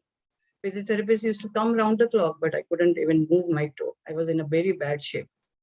The long path of recovery had just started. My husband used to get me videos and photos of my little one, whom I missed very, very badly, who was by them 4.5 months old. The desire to get united with my baby someday helped me in keeping my determination to leave the ICU and start walking, but it wasn't so easy. I remember Dr. Matthews, my physiotherapist, used to really put lots of effort to help me in the recovery. A mother whose 4 months baby is waiting back at home, crying for her, doesn't have a choice but to get well soon. So I was more and more determined to get on my toes and walk to my home. I thought I was running in the hospital, raging like a bull, fighting and screaming. It was all kinds of thoughts and nightmares I used to go through. I used to get irritated with the sounds of monitors and alarms of ventilators and other noises in the ICU. Even the conversations between the doctors and sisters used to irritate me. With so much of uncertainty in my recovery, it was really miserable. But the path to well-being and good health is never alone. It requires physical, mental, and emotional well-being and a good determination. As from outside, it appeared as if I'm quiet and calm and sleeping, but lots of thoughts used to cross my mind as I was fighting a war. The sinking feeling used to always linger in me as if I would make myself for the next day. My child, who was being breastfed at the time of my admission to hospital, was overnight deprived of his nutrition and did not have time for weaning. He used to cry a lot. My husband was a busy consultant and he had to be with me leaving his practice.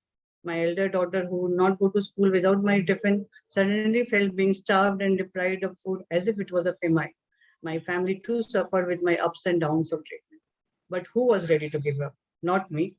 Life itself is so beautiful that it drives you every moment to fight all your miseries and disease.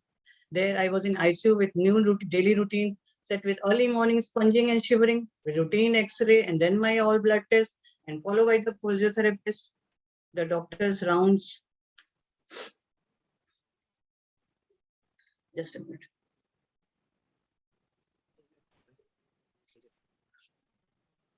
Doctors' rounds and the teams of physiotherapists helped me in slowly improving day by day. I could move my limbs and then sit and move around on the wheelchair.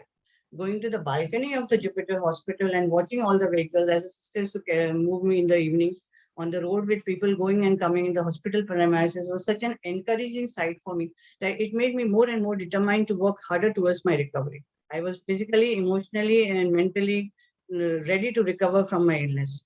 The way I used to communicate was I just couldn't talk. So I had to communicate through my thoughts how to do it.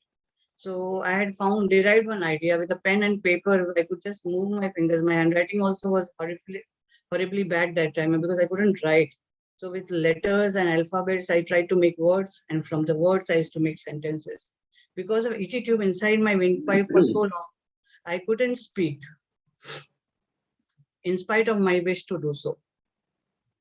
The fight between life and death is never easy enough, and I'm lucky to be alive and sitting with you all, talking about my life and near-death experience. It is very easy to die and very difficult to live. After the battle saga of 2 months in the hospital with 1.5 months in the ICU and almost 3 weeks on ventilator, I was discharged to go home. I knocked at God's door and he said, "It is not my time yet." And so here I'm narrating with you all my experiences to you. The discharge card read acute febrile illness of unknown etiology, probably dengue-like fever with ARDS and latent tuberculosis. Tuberculosis was confirmed on culture reports that came wrong after the discharge. In these testing times, you really realize how your close friends like Dr. Ashish Fadnes from the orthopedic department and our great doctors, Dr. Alpa Dalal ma'am and Ravi Dave sir, became my extended family members, caring about me throughout my treatment process. A great gratitude to them, and I'm really thankful that I'm alive today. I'm grateful to God also. Thank you so much. Thank you, ma'am. I humbly thank you This for is all. sharing this experience with us. I think it was your status which said that Shakespeare said that I cried when I had no shoes, but I stopped crying when I saw a man without legs. Ma'am, you are an epitome of bravado. You have shown us how courageous you are. I really don't have any questions for you, ma'am. We salute you. We salute your spirit, ma'am. Over to Dr. Raju Joshi, sir. निशब्द करणारा अनुभव आहे. खरोखर अंगावर काटे उभे राहिले. हे सगळं ऐकताना मी परवाच एका कार्यक्रमात म्हणालो होतो की यमाचे दूत जर तुमचे प्राण घ्यायला आले आणि एखादा चांगला अॅनेस्थेटिस्ट किंवा इंटेन्सिव्हिस्ट जर त्याला आडवा आला तर त्या यमाच्या दूताला काही वेळ थांबायला तरी लागेल किंवा कदाचित हात हलवत परत जायला लागेल. मॅडमच्या बाबतीत तसंच झालं. स्वर्गाच्या दारात गेल्यानंतरही आपण त्या व्यक्तीला आपल्यामध्ये परत आणू शकतो एवढी शक्ती आपल्या मेडिकल प्रोफेशन मध्ये आहे याचा परिचय सुनीतांनी आज आपल्या सगळ्यांना दिलाय. आजपर्यंत सुनीता तू मॅनेज केलेल्या सगळ्या पेशंटच्या सदिच्छा आणि आशीर्वाद तुझ्या मागे होते, तुझ्या आई वडिलांचे आशीर्वाद होते, तुझ्या आप्तेष्टांच्या शुभेच्छा तुझ्या बरोबर होता. पण या सगळ्या बरोबरच एक लहानस 3 महिन्याचं निरागस बाळ तुझी घरी वाट पाहत होतं. तुझ्या स्पर्शाकरता ते असुसलं होतं आणि त्याच्यामुळे एक अज्ञात इच्छाशक्ती तुझ्यात जागृत झाली. तुलाही तसंच वाटायला लागलं की मी बेबीकडे गेलं पाहिजे आणि त्या पॉझिटिव्ह स्पिरिट मधून त्या ओढीनी तू या संकटावर मात केलीस आणि पुन्हा तुझ्या प्रेमाची ऊब तुझ्या बाळाला दिलीस. खरोखर देव तारी त्याला कोण मारी या उक्तीचा परिचय तू आज आम्हाला सगळ्यांना दिलास. Dear Sunita, you are a role model of positive attitude to all of us, and really a role model of positive attitude for each terminally ill patient. God bless you and your family. Thank you, sir. God Thank you bless so you. much. I have Thank no you, sir. word. Thank you, sir. Thank you.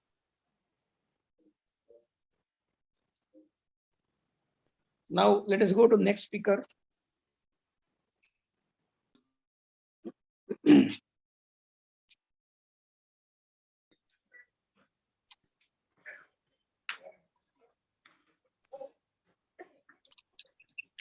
Vineet unmute करा.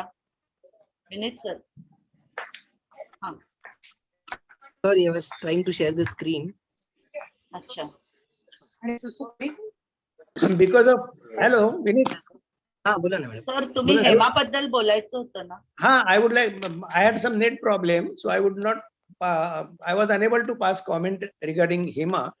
So just I will say a few words about it. Hema has well narrated her beyond anesthesia experience. Hema, very well done. You have started your Bharatanatyam career from the age of 5th year and uninterruptedly continued till 18th year. This is because Nrutyam was in your blood. And that's why you were so passionate to continue this art after completing your education along with your daughter, and you have completed your Arangetram at the age when you were 47 years of age, fulfilling all criteria given by your guru. That's very, very creditable. I will also say that every artist should be fortunate to have a talented, caring and compassionate guru. गुरु ये ऐसी व्यक्ति है, एक जोहरी के जैसा है.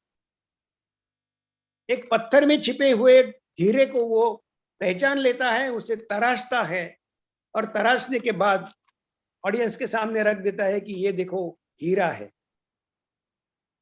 Your Guru who is Mr. K. Kalyan Sundaram ji, he is a 90-year-old living legend in Bharatnatyam. He did the same thing for you. आपकी कला को और आपके गुरुजी को, आपके गुरु को मेरा आदर पूर्वक प्रणाम और आपको बहुत बहुत शुभकामनाएं. धन्यवाद. Thank you, sir. Now let us go to next speaker. So thank you very much. So from one superhero to another superhero, or should I say a super queen, let me introduce you Dr. Kritika Doshi, madam. Madam is a well-known person, well-known anesthesiologist in Thane. She takes away pain of so many people, and she's sight of sore eye. And she was recently awarded with Mediqueen Beauty with Purpose. So, may I please welcome Dr. Kritika Doshi, madam. Thank you, Vineet. Thank you, ISA Thane. So after all the serious talks, a little bit of light presentation. Yes, and I loved your backdrop, ma'am. Ma'am, how do you decide to compete in this pageant, the Mediqueen? Yeah, actually, on the WDW group, that is the IMA's women's wing, Dr. Karthanis madam kept on posting, and she said that I want 10 women to go. So I just entered. I had not read the rules, regulations, or anything like that. I entered, and then my friends were also there, and so we all decided that we'll go ahead, and that's how we entered. So Dr. Ulka Nathu stays in the same complex as me. Medha Bhave and I have been together from residency days. Kavita Sonavne is a good friend. So there were, all my friends were there, and so we decided to go ahead. But like, how did you manage to get time to make preparation, and what were your preparations like?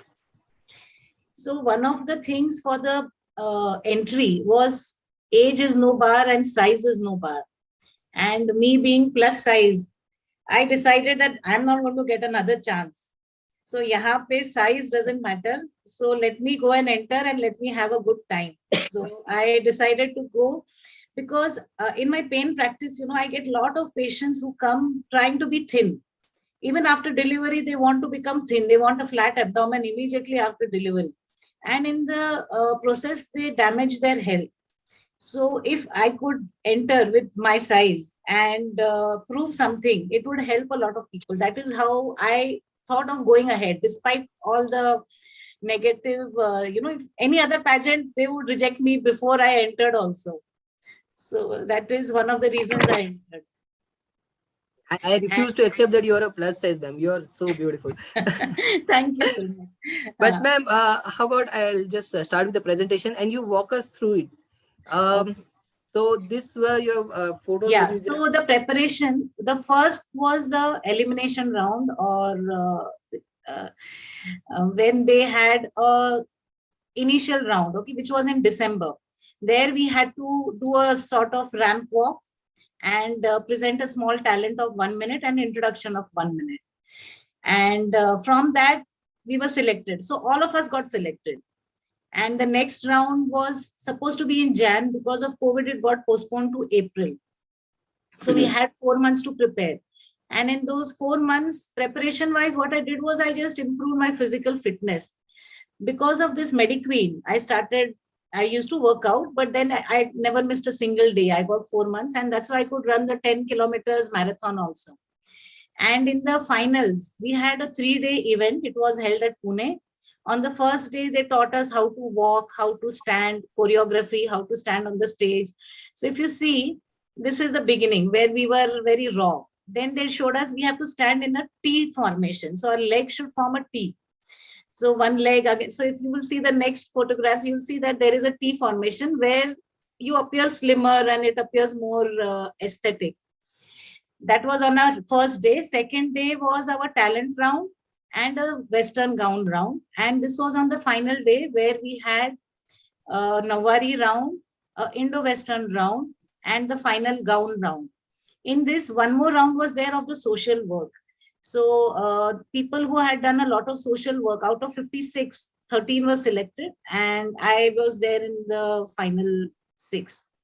So that was one of the rounds where they awarded us, or they felicitated us for doing social work for the public and society. In my talent round, I chose the theme of body shaming. So I showed a dark girl and plus size, and people are commenting ki ye kitni moti hai, kitni kali hai. And it struck a chord with the judges. I got the maximum points for this because they had told us the talent round, you should give a social message. And my message was, don't go by the exterior, look at the person, the heart of the person. And another thing is, as an anesthetist, we don't really dress up. When we go to work, we know that we have to just go and change. So we wear anything. Okay. At least I used to never dress up as an anesthetist. I would wear the same clothes in the morning, in the afternoon, evening. Sometimes they would be ironed, sometimes they would not be ironed. And people judge you by your external appearance. So this is something that we need to look at as anesthetists. We need to dress up because it impresses the public. They don't take us seriously also because we are not very impressive when we are talking to them.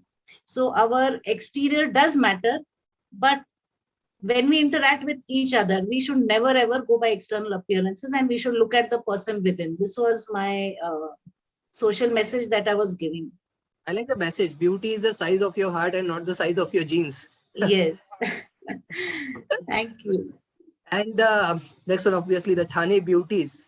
Yeah, so these are all the Thane people. So this is Dr. Vidya Ravi, Dr. Medha Bhave, who won, and this is me. This is last year's winner. She's Dr. Amruta, a pediatrician, Dr. Ulka Nathu, and Dr. Kavita Sonamne. And the clothes were all given by them. So we had to send our sizes. They had told us what measurements they want. And the clothes were given to us only for the round. So this Nawari was also given by them. We had to manage the accessories, the blouse. And then the Indo-Western round also, they had stitched for us. We had to take the accessories. The evening gown was the only thing that I had stitched for myself. We don't wear evening gowns. So this was an occasion and a chance to wear an evening gown. The next one. Sorry. Okay.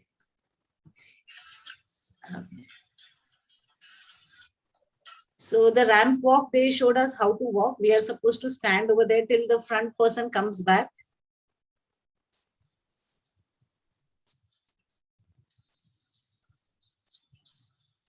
The volume, the music was quite nice. Nahi aa raha hai na?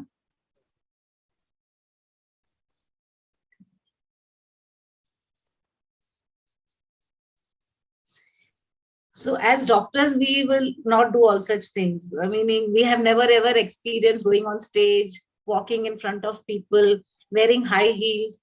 So one of the conditions was we had to wear high heels, minimum of 3 inches, and they could not be platforms.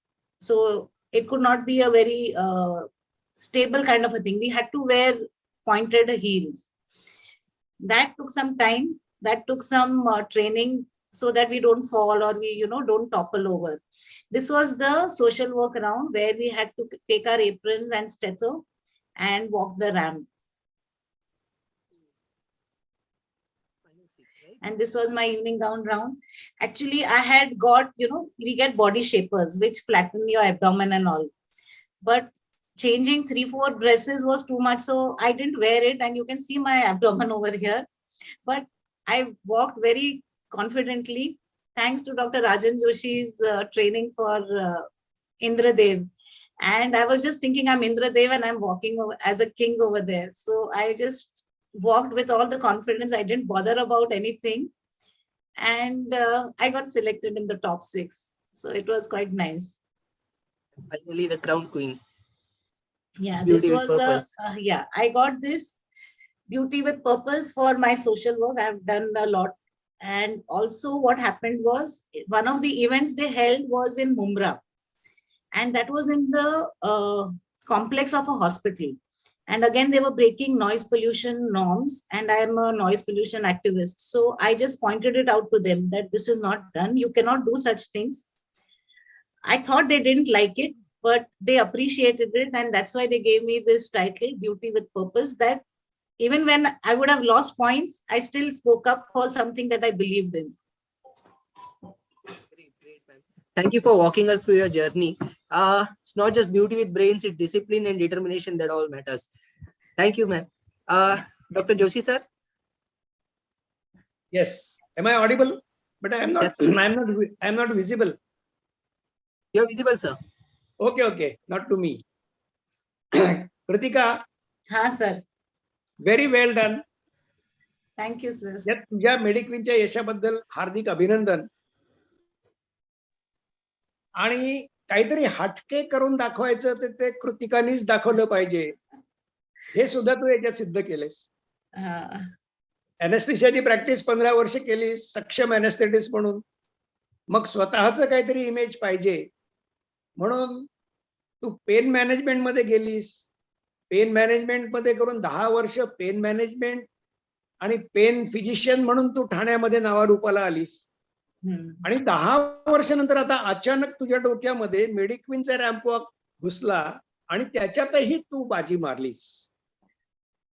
पण खरं सांगू का, ramp वॉकवर ज्या contestant असतात त्या सगळ्याच जणी अशा एकदम छान चालतात. पण तुला खरं सांगायचं तर तुला रॅम्पची गरजच नाही. तू अदरवाईज चालतानाही एवढी कॉन्फिडेंटली चालतेस की तुझ्या चालण्यावर मी फिदा झालो. आणि राजीव गांधी हॉस्पिटलमध्ये मी तुला विचारलं की माझ्या नाटकात काम करशील का, इंद्रदेवाचा रोल आहे, आणि तू मला पटकन हो म्हणून सांगितलंस.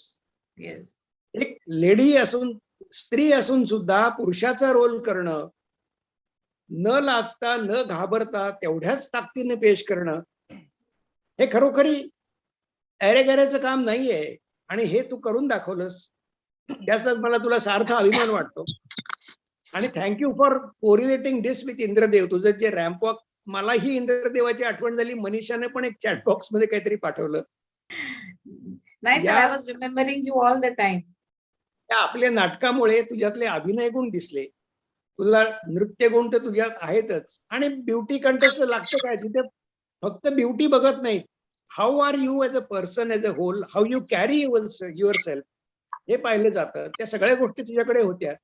त्यामुळे प्राइज तर कृतिकाला मिळालंच पाहिजे. आता मला असं वाटतं की आणखी काहीतरी हटके करावं म्हणून पुढच्या भविष्यामध्ये, येणाऱ्या वर्षामध्ये आमची कृतिका चंदेरी दुनियेत जाऊन रुपेरी पडद्यावर सुद्धा दिसेल अशी माझी खात्री आहे. आणि त्यासाठी तुला all the best. Thank you, sir. Best of luck. Thank you, ISA. Thank you, ISA Thane, and thank you, friends. Thank you. Yeah. Thank you. Thank you, sir. Thank you. Thank you. And without wasting much time, I think I'll move on to the next speaker, Dr. Sunita Oak, who, after having done her MD in anesthesia from Baroda Medical College, practiced for about 30 years as a private anesthetist. She is also a budding poet and writer. She loves dancing, reading, and she takes in all Kavya Bachchan in various platforms. She writes in Hindi, Marathi, and English. She is the writer of the skit Indra Devachi Appendicectomy, which was then reshaped into a drama, and has written a number of other kits too for the Rotary Club. She's been a Rotarian for the last 20 years and is the president of Rotary Club Thane North in 2017-18.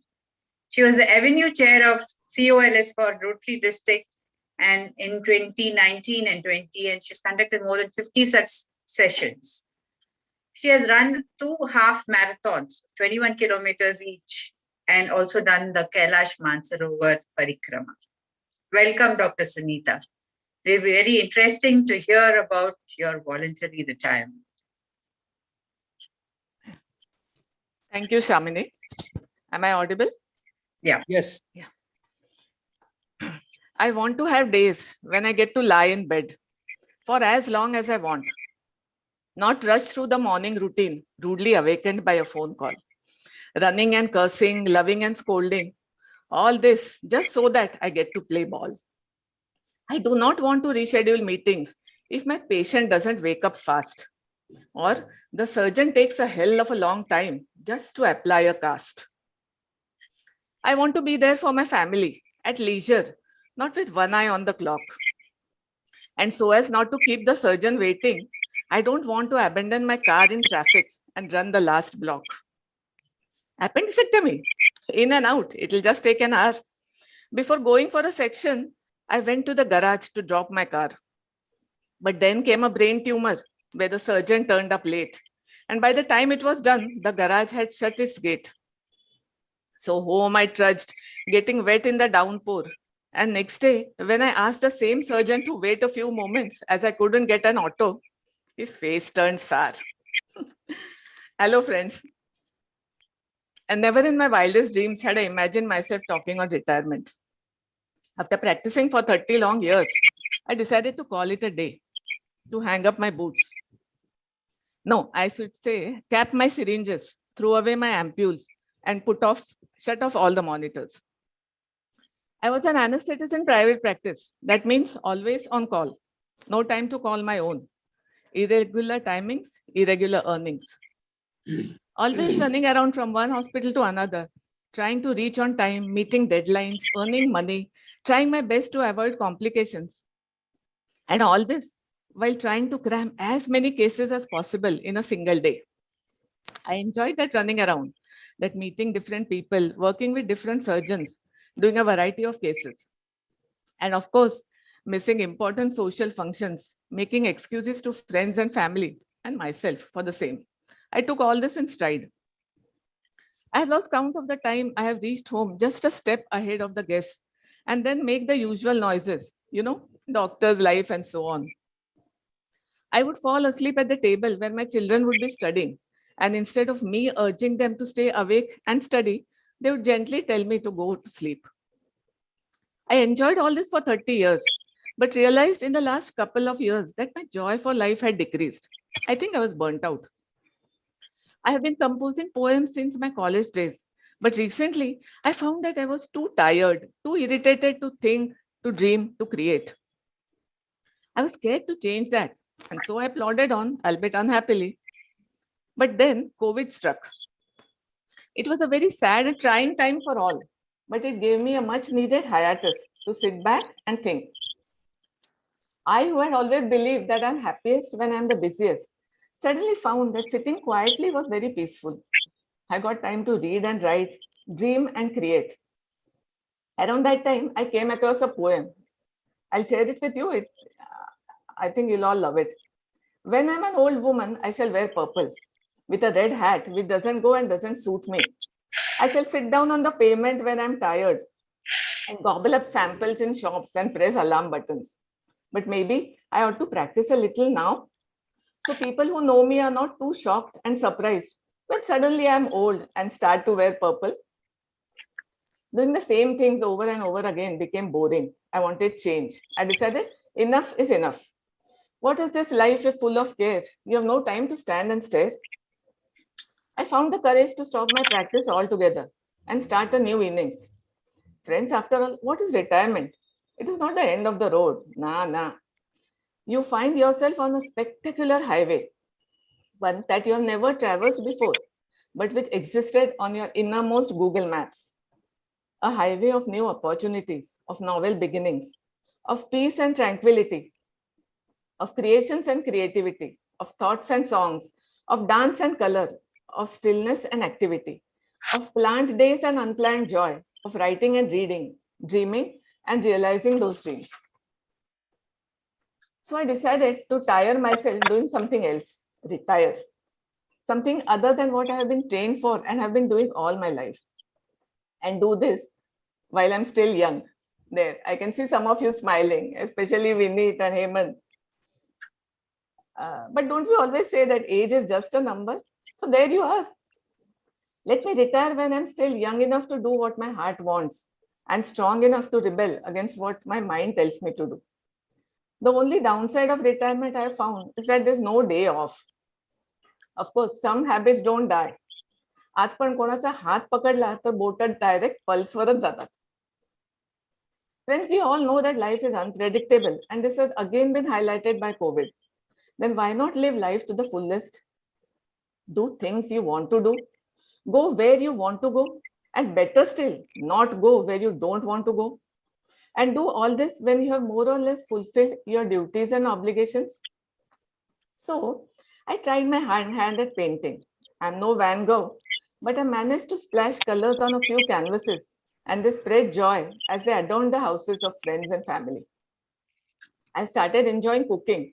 I'm no Sanjeev Kapoor, but my dishes are relished by all. And I've started writing poetry again. I may not be Gulzar, nor am I Wordsworth, but can't I just be Sunita Oak? उसमें डरना क्या है? क्यों डरे जिंदगी से दोस्त? क्या होगा? क्यों डरे जिंदगी से दोस्त? क्या होगा? कुछ ना होगा तो भी तजुर्बा तो जरूर होगा. I've turned a deaf ear to comments from people, peers and nears, both. There is a whole new life around the corner, beckoning me, urging me to live it. I have plunged into the unknown and I'm enjoying every moment of it. They say We only live once. I don't believe that's true. As we become different people, depending on what we go through. Yesterday's me has gone away. Yesterday's me has gone away. But I do not mourn for her, for I am all I can be today. She's just the girl I was. Thank you. That's a very different viewpoint. Very nice that you could take this decision. But do you miss OT or feel a little insecure? Yeah, I definitely miss OTs, you know. I miss the, you know, pulsating, exciting, almost holy existence of an OT. Yeah. OT used to be like a temple for me. I miss the challenges, the stress, the camaraderie, the teamwork. But then I console myself. Times change, people change. I have to move on. I have moved on. And then now I look back on those days fondly. And insecurity, yes, of course. Sometimes I feel very much insecure, especially when I see my bank book. We are so used to, you know, being somebody, a doctor especially. Always people will say, if you are invited somewhere, they'll say, "Aga, doctor आहे ती, तिला वेळ नसेल." And now when I hear people saying, "Aga, सुनीताला काय विचारता? फ्रीच असते ती." I say, hello, just because I've retired doesn't mean, you know, I'm free and useless. But it's okay to get over those feelings. I was insecure when I started my practice 30 years ago, and the feeling has returned. This too will pass. Yeah. I know. This is retirement from anesthesia, not from everything else. Pardon? I didn't get you. Thank you, Sunita, for sharing all this with us. Thank you. Dr. Joshi, sir, over to you. Yes. Am I audible? Am I audible? Yes. Thank you. Sunita, खूप धाडसी निर्णय आहे तुझा. या जगामध्ये काम करणाऱ्या प्रत्येक व्यक्तीला आज नाही उद्या रिटायर व्हायचंय. तुम्ही सरकारी नोकरीमध्ये असाल तर कदाचित 58 ते 60 वयामध्ये तुम्हाला इच्छा असे का नसेल तुम्हाला रिटायर व्हावंच लागतं. पण व्यवसायामध्ये तुम्ही कधी रिटायर व्हायचं ते तुमचं तुम्ही ठरवू शकता.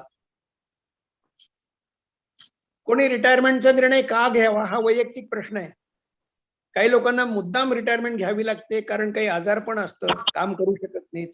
काही लोकांना नातवंड सांभाळायची असतात, काही लोकांना 6 महिने इकडे 6 महिने परदेशात राहायचं असतं. पण काही लोकांना खरोखरीच रिटायरमेंटची इच्छा असून सुद्धा रिटायरमेंट घेता येत नाही कारण त्यांचा मिळणारा इन्कम हेच त्यांच्या फॅमिलीचं एकमेव आर्थिक स्रोत असतो. तू फार नशीबवान आहेस. हा निर्णय तू घेऊ शकलीस कारण तू आर्थिक दृष्ट्या सक्षम आहेस. त्याचबरोबर सगळ्या फॅमिली लायबिलिटी सुद्धा तुझ्या पूर्ण झालेल्या आहेत, बऱ्याचशा पूर्ण झालेल्या आहेत. त्यामुळं हा निर्णय तू घेऊ शकलीस. खूप धाडसी निर्णय आहे. थोडंसं तुला अनसिक्युअर वाटणं साहजिक आहे, पण तुझ्याकडं पॉझिटिव्ह पण बरंच आहे. तू छान छान स्वयंपाक करतेस, वेगवेगळ्या रेसिपीज तयार करतेस. घरचे लोक आता खुश असतील. एखाद्या वेळेला काही रेसिपी केली तर आम्हालाही बोलावं, आम्ही पण येऊ. आनंद वाटेल आम्हाला सुद्धा. तुझ्या हातामध्ये कला आहे. पेंटिंग तू करू शकतेस. उत्कृष्ट पेंटिंग एक्झिबिशन मध्ये पण तू टाकली होती. आणि सगळ्यात महत्वाचं म्हणजे तुझ्या लेखणीमध्ये एक कवयित्री दडलेली आहे. तुझ्या शब्दांमध्ये एक लेखिका दडलेली आहे. तुझ्याकडं डोक्यामध्ये वेगवेगळे आयडियाज आहेत. तू इतके वर्ष ज्याप्रमाणे तुझ्या प्रॅक्टिसचं संगोपन केलंस, तुझ्या मुलांचं संगोपन केलंस, त्याप्रमाणे आता तुझ्यामध्ये लपलेल्या या लेखिकेचं आणि लेखकाचं संगोपन तुला करायचंय. आणि माझी खात्री आहे की अगदी शांता शेळके नाही तरी सुद्धा सुनीता ओक नावाची कवयित्री आणि लेखिका पुढच्या काही वर्षामध्ये नावारूपाला येणार ही माझी खात्री आहे. आणि त्या तुझ्या उपक्रमासाठी आणि तुझ्या रिटायरमेंट लाईफसाठी, पोस्ट रिटायरमेंट लाईफसाठी ISA ठाणेतर्फे हार्दिक शुभेच्छा. अभिनंदन. Thank you so much. Yes. And now we go on to the spirituality कडे जाणं हे खरोखरी म्हणजे आम्ही कल्पकतेने हा विषय शेवटी ठेवलेला आहे की सगळं करून आपण अल्टिमेटली अध्यात्माकडे वळलं पाहिजे, त्यांनी आपल्याला खूप फरक पडतो. त्यामुळे स्पिरिच्युअलिटी सुरू करायच्या आधी एक छोटीशी फॉर्मॅलिटी करतो, ती म्हणजे vote of thanks. I thank all committee members, especially Manisha Ghosh and Minal Gadgil, for tossing the coin, this wonderful subject of life beyond. I also thank my colleagues, Dr. Sunita, Dr. Shamini, and Dr. Vinit for co-hosting with me and interrogating the participants. I am thankful to all the participants who have narrated wonderful experience in their life beyond anesthesia.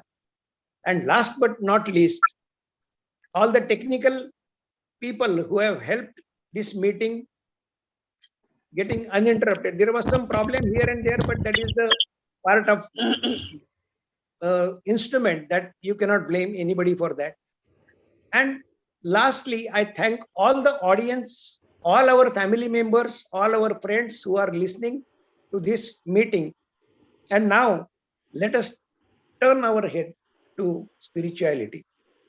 Dr. Shamini, please. You welcome Dr. Manjari Puranik, who is after her MD, she practiced anesthesia for about 10 years and then entered into the aesthetic practice. She completed graduation in non-invasive obesity treatment from Harvard and has opened 12 clinics across India and abroad to promote this. She has been a faculty for many international conferences and also completed her MBA from UK. She's passionate about mental health and yoga, and now she's spreading spirituality in India and abroad.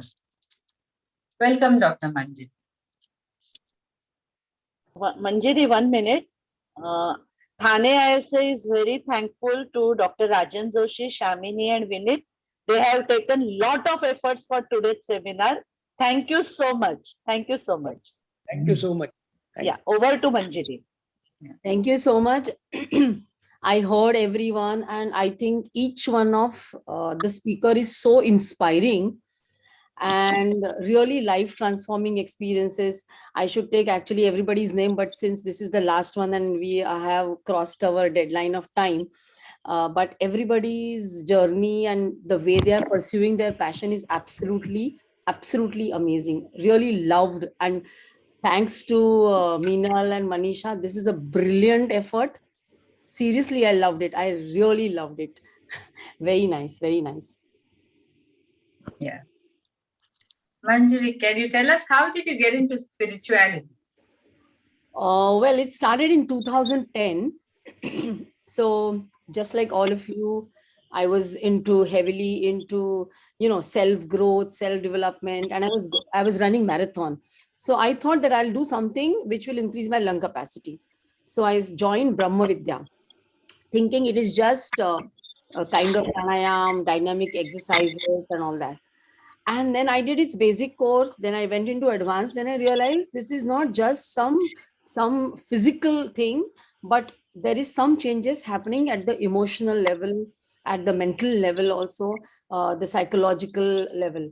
And that's how I started pursuing Tibetan yoga. Now, in this journey, one of my friends, she gave me a book of autobiography of a yogi. Some of you might have heard about it.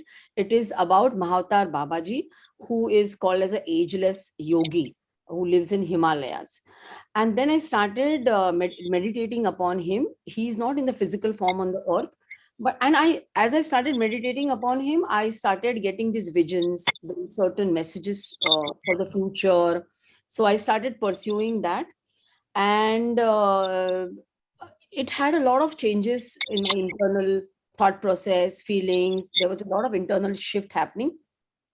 And then, it's like my children would call it as hallucination, but I would actually get messages on what to do next.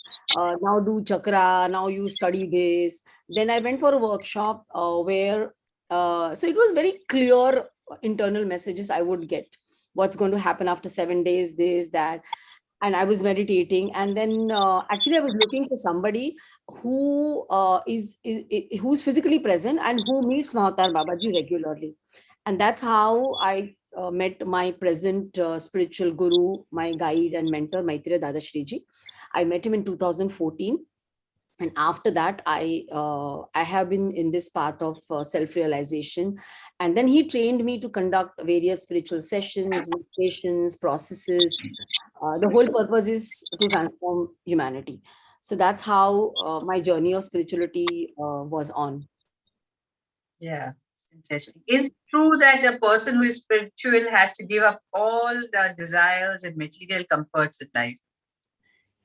Yeah, so I want to refer to Dr. Joshi, who said that after having done this return to spirituality, I would say that's really not the case. So there are a lot of myths about spirituality, that spirituality means you are religious, you're following some rituals, or you're giving up all your desires or material comforts, or you're going to Himalayas and meditating. You have to get up in the morning at 3, chant, you can't eat non-veg, you can't drink. So these are all myths. You don't have to leave anything. You're still the same person living in this material world. You don't give up anything. Being spiritual means you're just being natural. You do everything the same. You fulfill all your duties. You go, you party, you dance, you watch Netflix. Exactly the same life it is. It is just your internal world changes. This life is given for us to enjoy and experience everything. So you start living every moment. In the moment you live, you're not thinking of the past or about the future, just becoming a better version of yourself. The basic idea is don't hurt yourself or others, and help others in whatever way you can. It's about you actually seek the truth that is beyond, that is that. And it's not that that supreme is in the temples or churches or mosques, but it is within you. It's that understanding, that realization that I have that supreme inside me. So that is how you experience that unconditional love in whatever you are doing, whatever, even if you're cooking, even if you're giving anesthesia, you're not anxious, you're not restless, you're not worried. Whatever you do it with love and spread love. That's what spirituality teaches us. Okay, so that does help us in day-to-day life, spirituality. Yes. Yes. So if you look at our day-to-day life, basically spirituality is you connect to that something that is supreme. You can call it a supreme light or God, divine, Ishwar, whatever way you want to call it, something that is the highest. It's a path of self-realization. It's about your genuine feelings towards others, your pure actions, and not the way we think that spirituality is some complex knowledge or high philosophy. It's your inner transformation, how there's a shift in your thought process, and that helps us to lead a very enriching and a fulfilling life. Your perception towards life changes. It becomes more positively refined, rewarding, and very happy. We are constantly worrying about so many things. So as you start evolving on this journey, your worrisome mind, it becomes more happy. Every moment you develop positivity, your decision making ability is better. And we have these inner conflicts. Should I do this or should I do that? So there is a resolution of our inner conflicts. And more important, today what has become more important is how your relationships are with your spouse, with your children, with your friends. You become more understanding towards other person. Where is that person coming from? You are grateful for everything you have in life, and then you slowly start becoming more caring, sharing, and forgiving. Life in general becomes very joyous and blissful. So it is, I would say, it is not just information, but you actually, it's about transformation is actually an experience. Most important thing as a doctor, I would say, it is like a holistic approach for your physical, mental, and your emotional well-being also. So which today everybody is striving, especially after the pandemic. That is what we are looking at. Everybody wants to be happy and peaceful, and that is what happens without really changing your life. It's just your internal shift. That's what happens. Thank you, Dr. Manjali. I'm sure everybody has a number of questions in their mind, but unfortunately, since we are running out of time, maybe at least we could experience, a guided meditation or chanting, home chanting, right now. We'll do that. Sure, sure. So, should we go ahead with the meditation? Yes. Or if there's one or two. Manjari, Yes. Manjari, one second, Manjari. Sure. Before Om chanting, I'll finish my statement on your presentation. First of all, our intention was to give best message to the audience regarding spirituality. That is the reason why we have kept your number at the last. Last should be the best.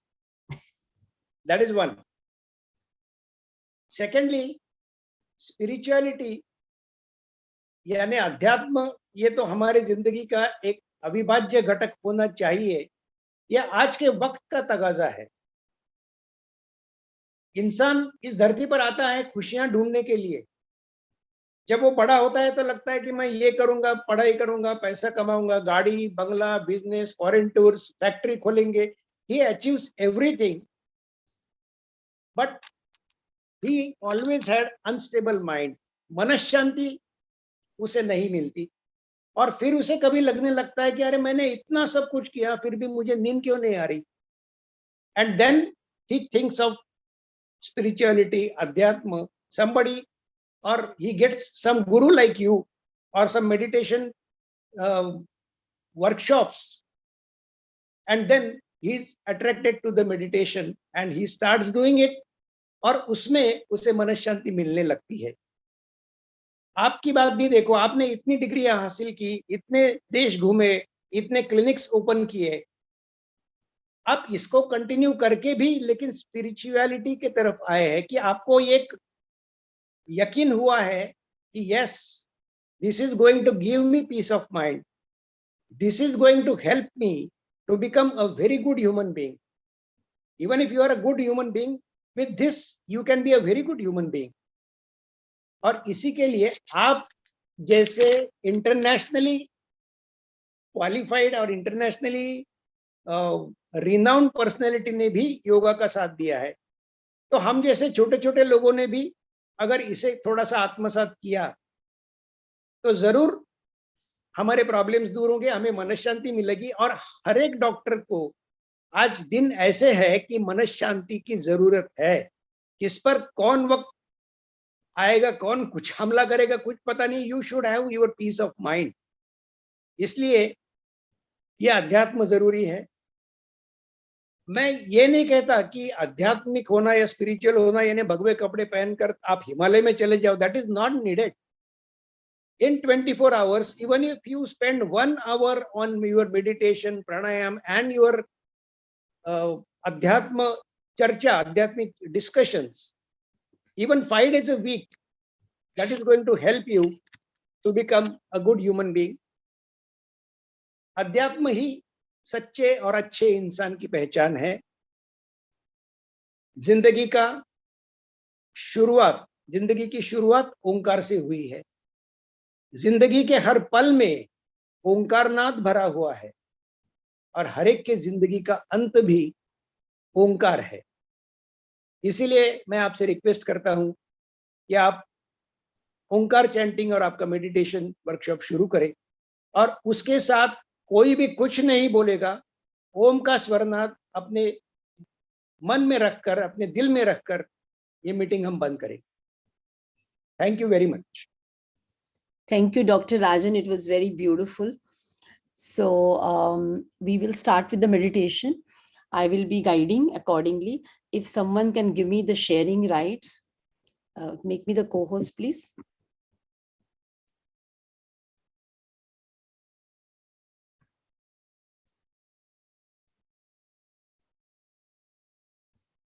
Okay, so let us now close our eyes. So for prerequisite for any meditation is your body should be relaxed, your mind is relaxed.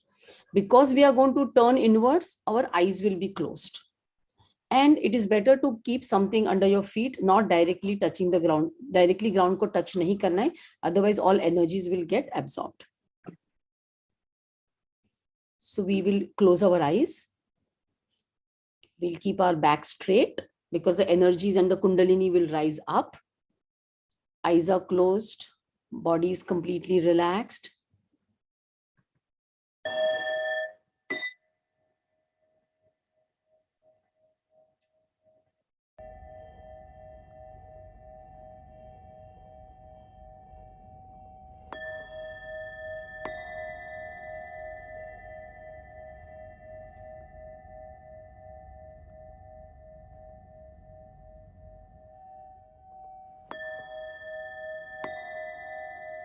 जिस किसी ईश्वर को आप मानते हो, whoever God, divine और भगवान, आप जिस किसी को मानते हो, सबसे पहले उन्हें प्रार्थना करेंगे।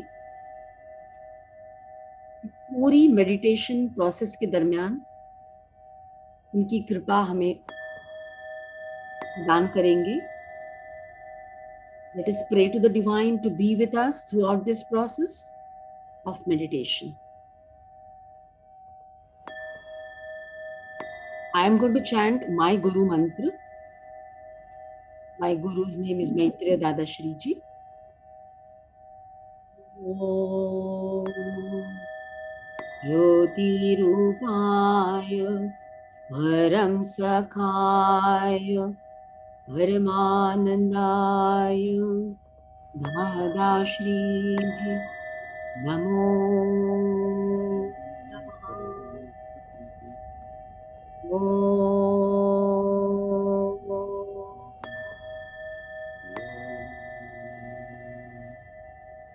Now, just watch your breath. Breath is the bridge between mind and body. Just watch your breath.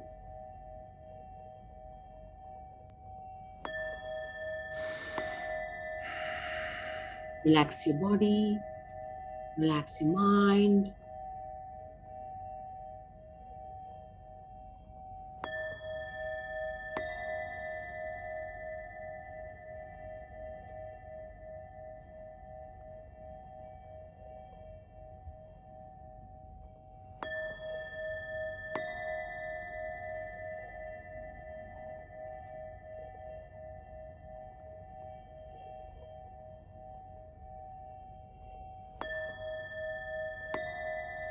Thoughts will come and go. Bring your awareness to your breathing.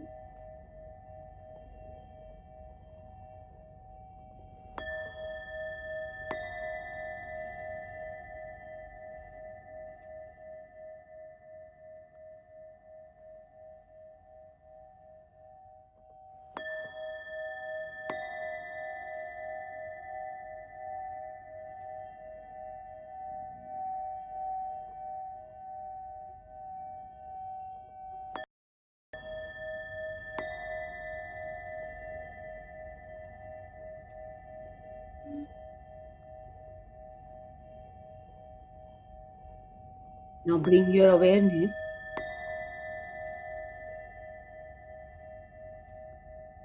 on the center of your eyebrows, the center of your forehead, भ्रू मध्य पे अब हमारा focus हम लेके आएंगे. This corresponds to the pineal gland. Keep your focus on the center of your forehead.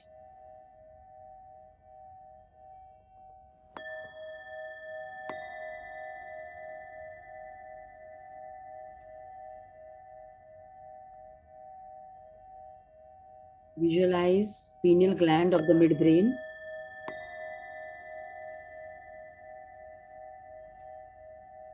Keeping your focus on the center of the forehead, we will chant Om.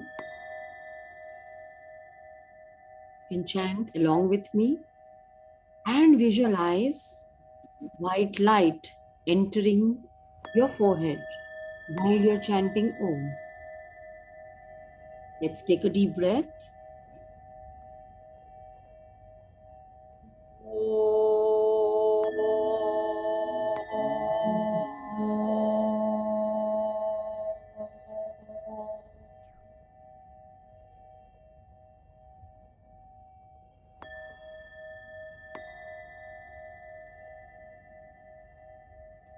Keep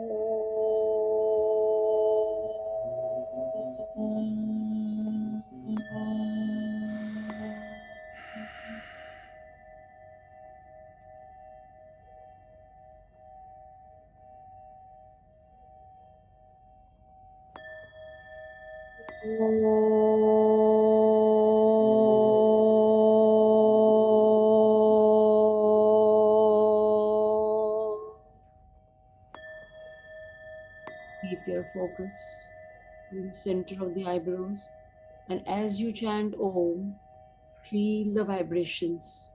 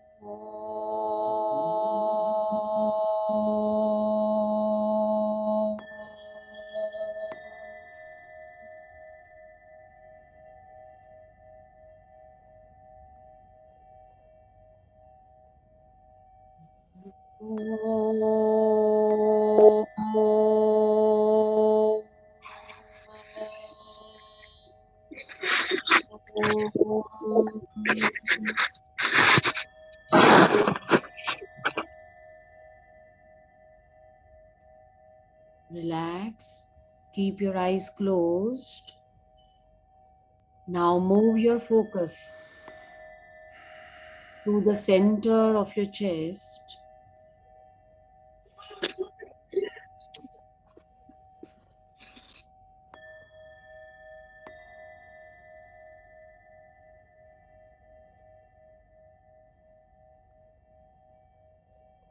Visualize bright light at the center of your chest.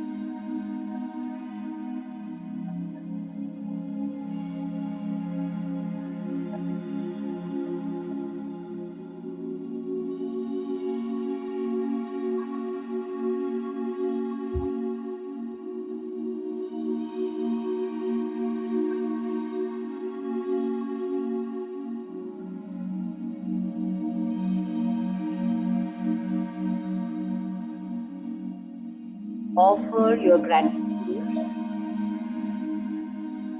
to the divine whom you have prayed.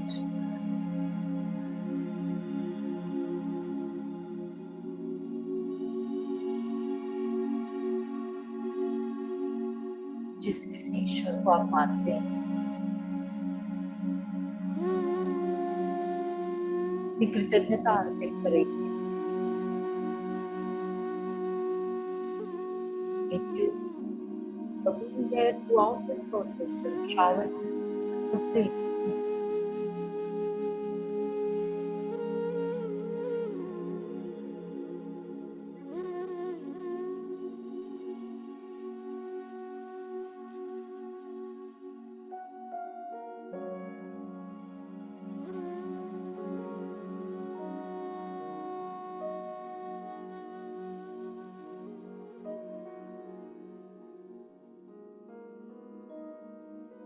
Slowly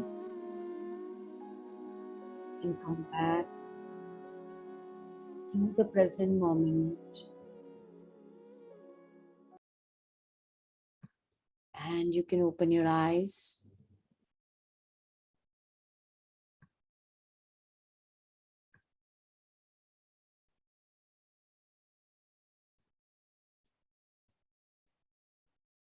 Thank you so much for participating in this meditation process.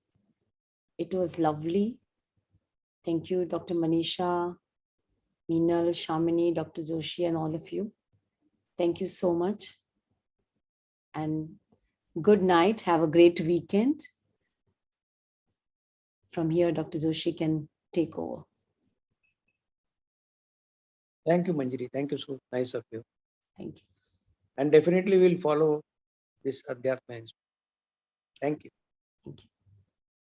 Thank you. Thank you, everybody.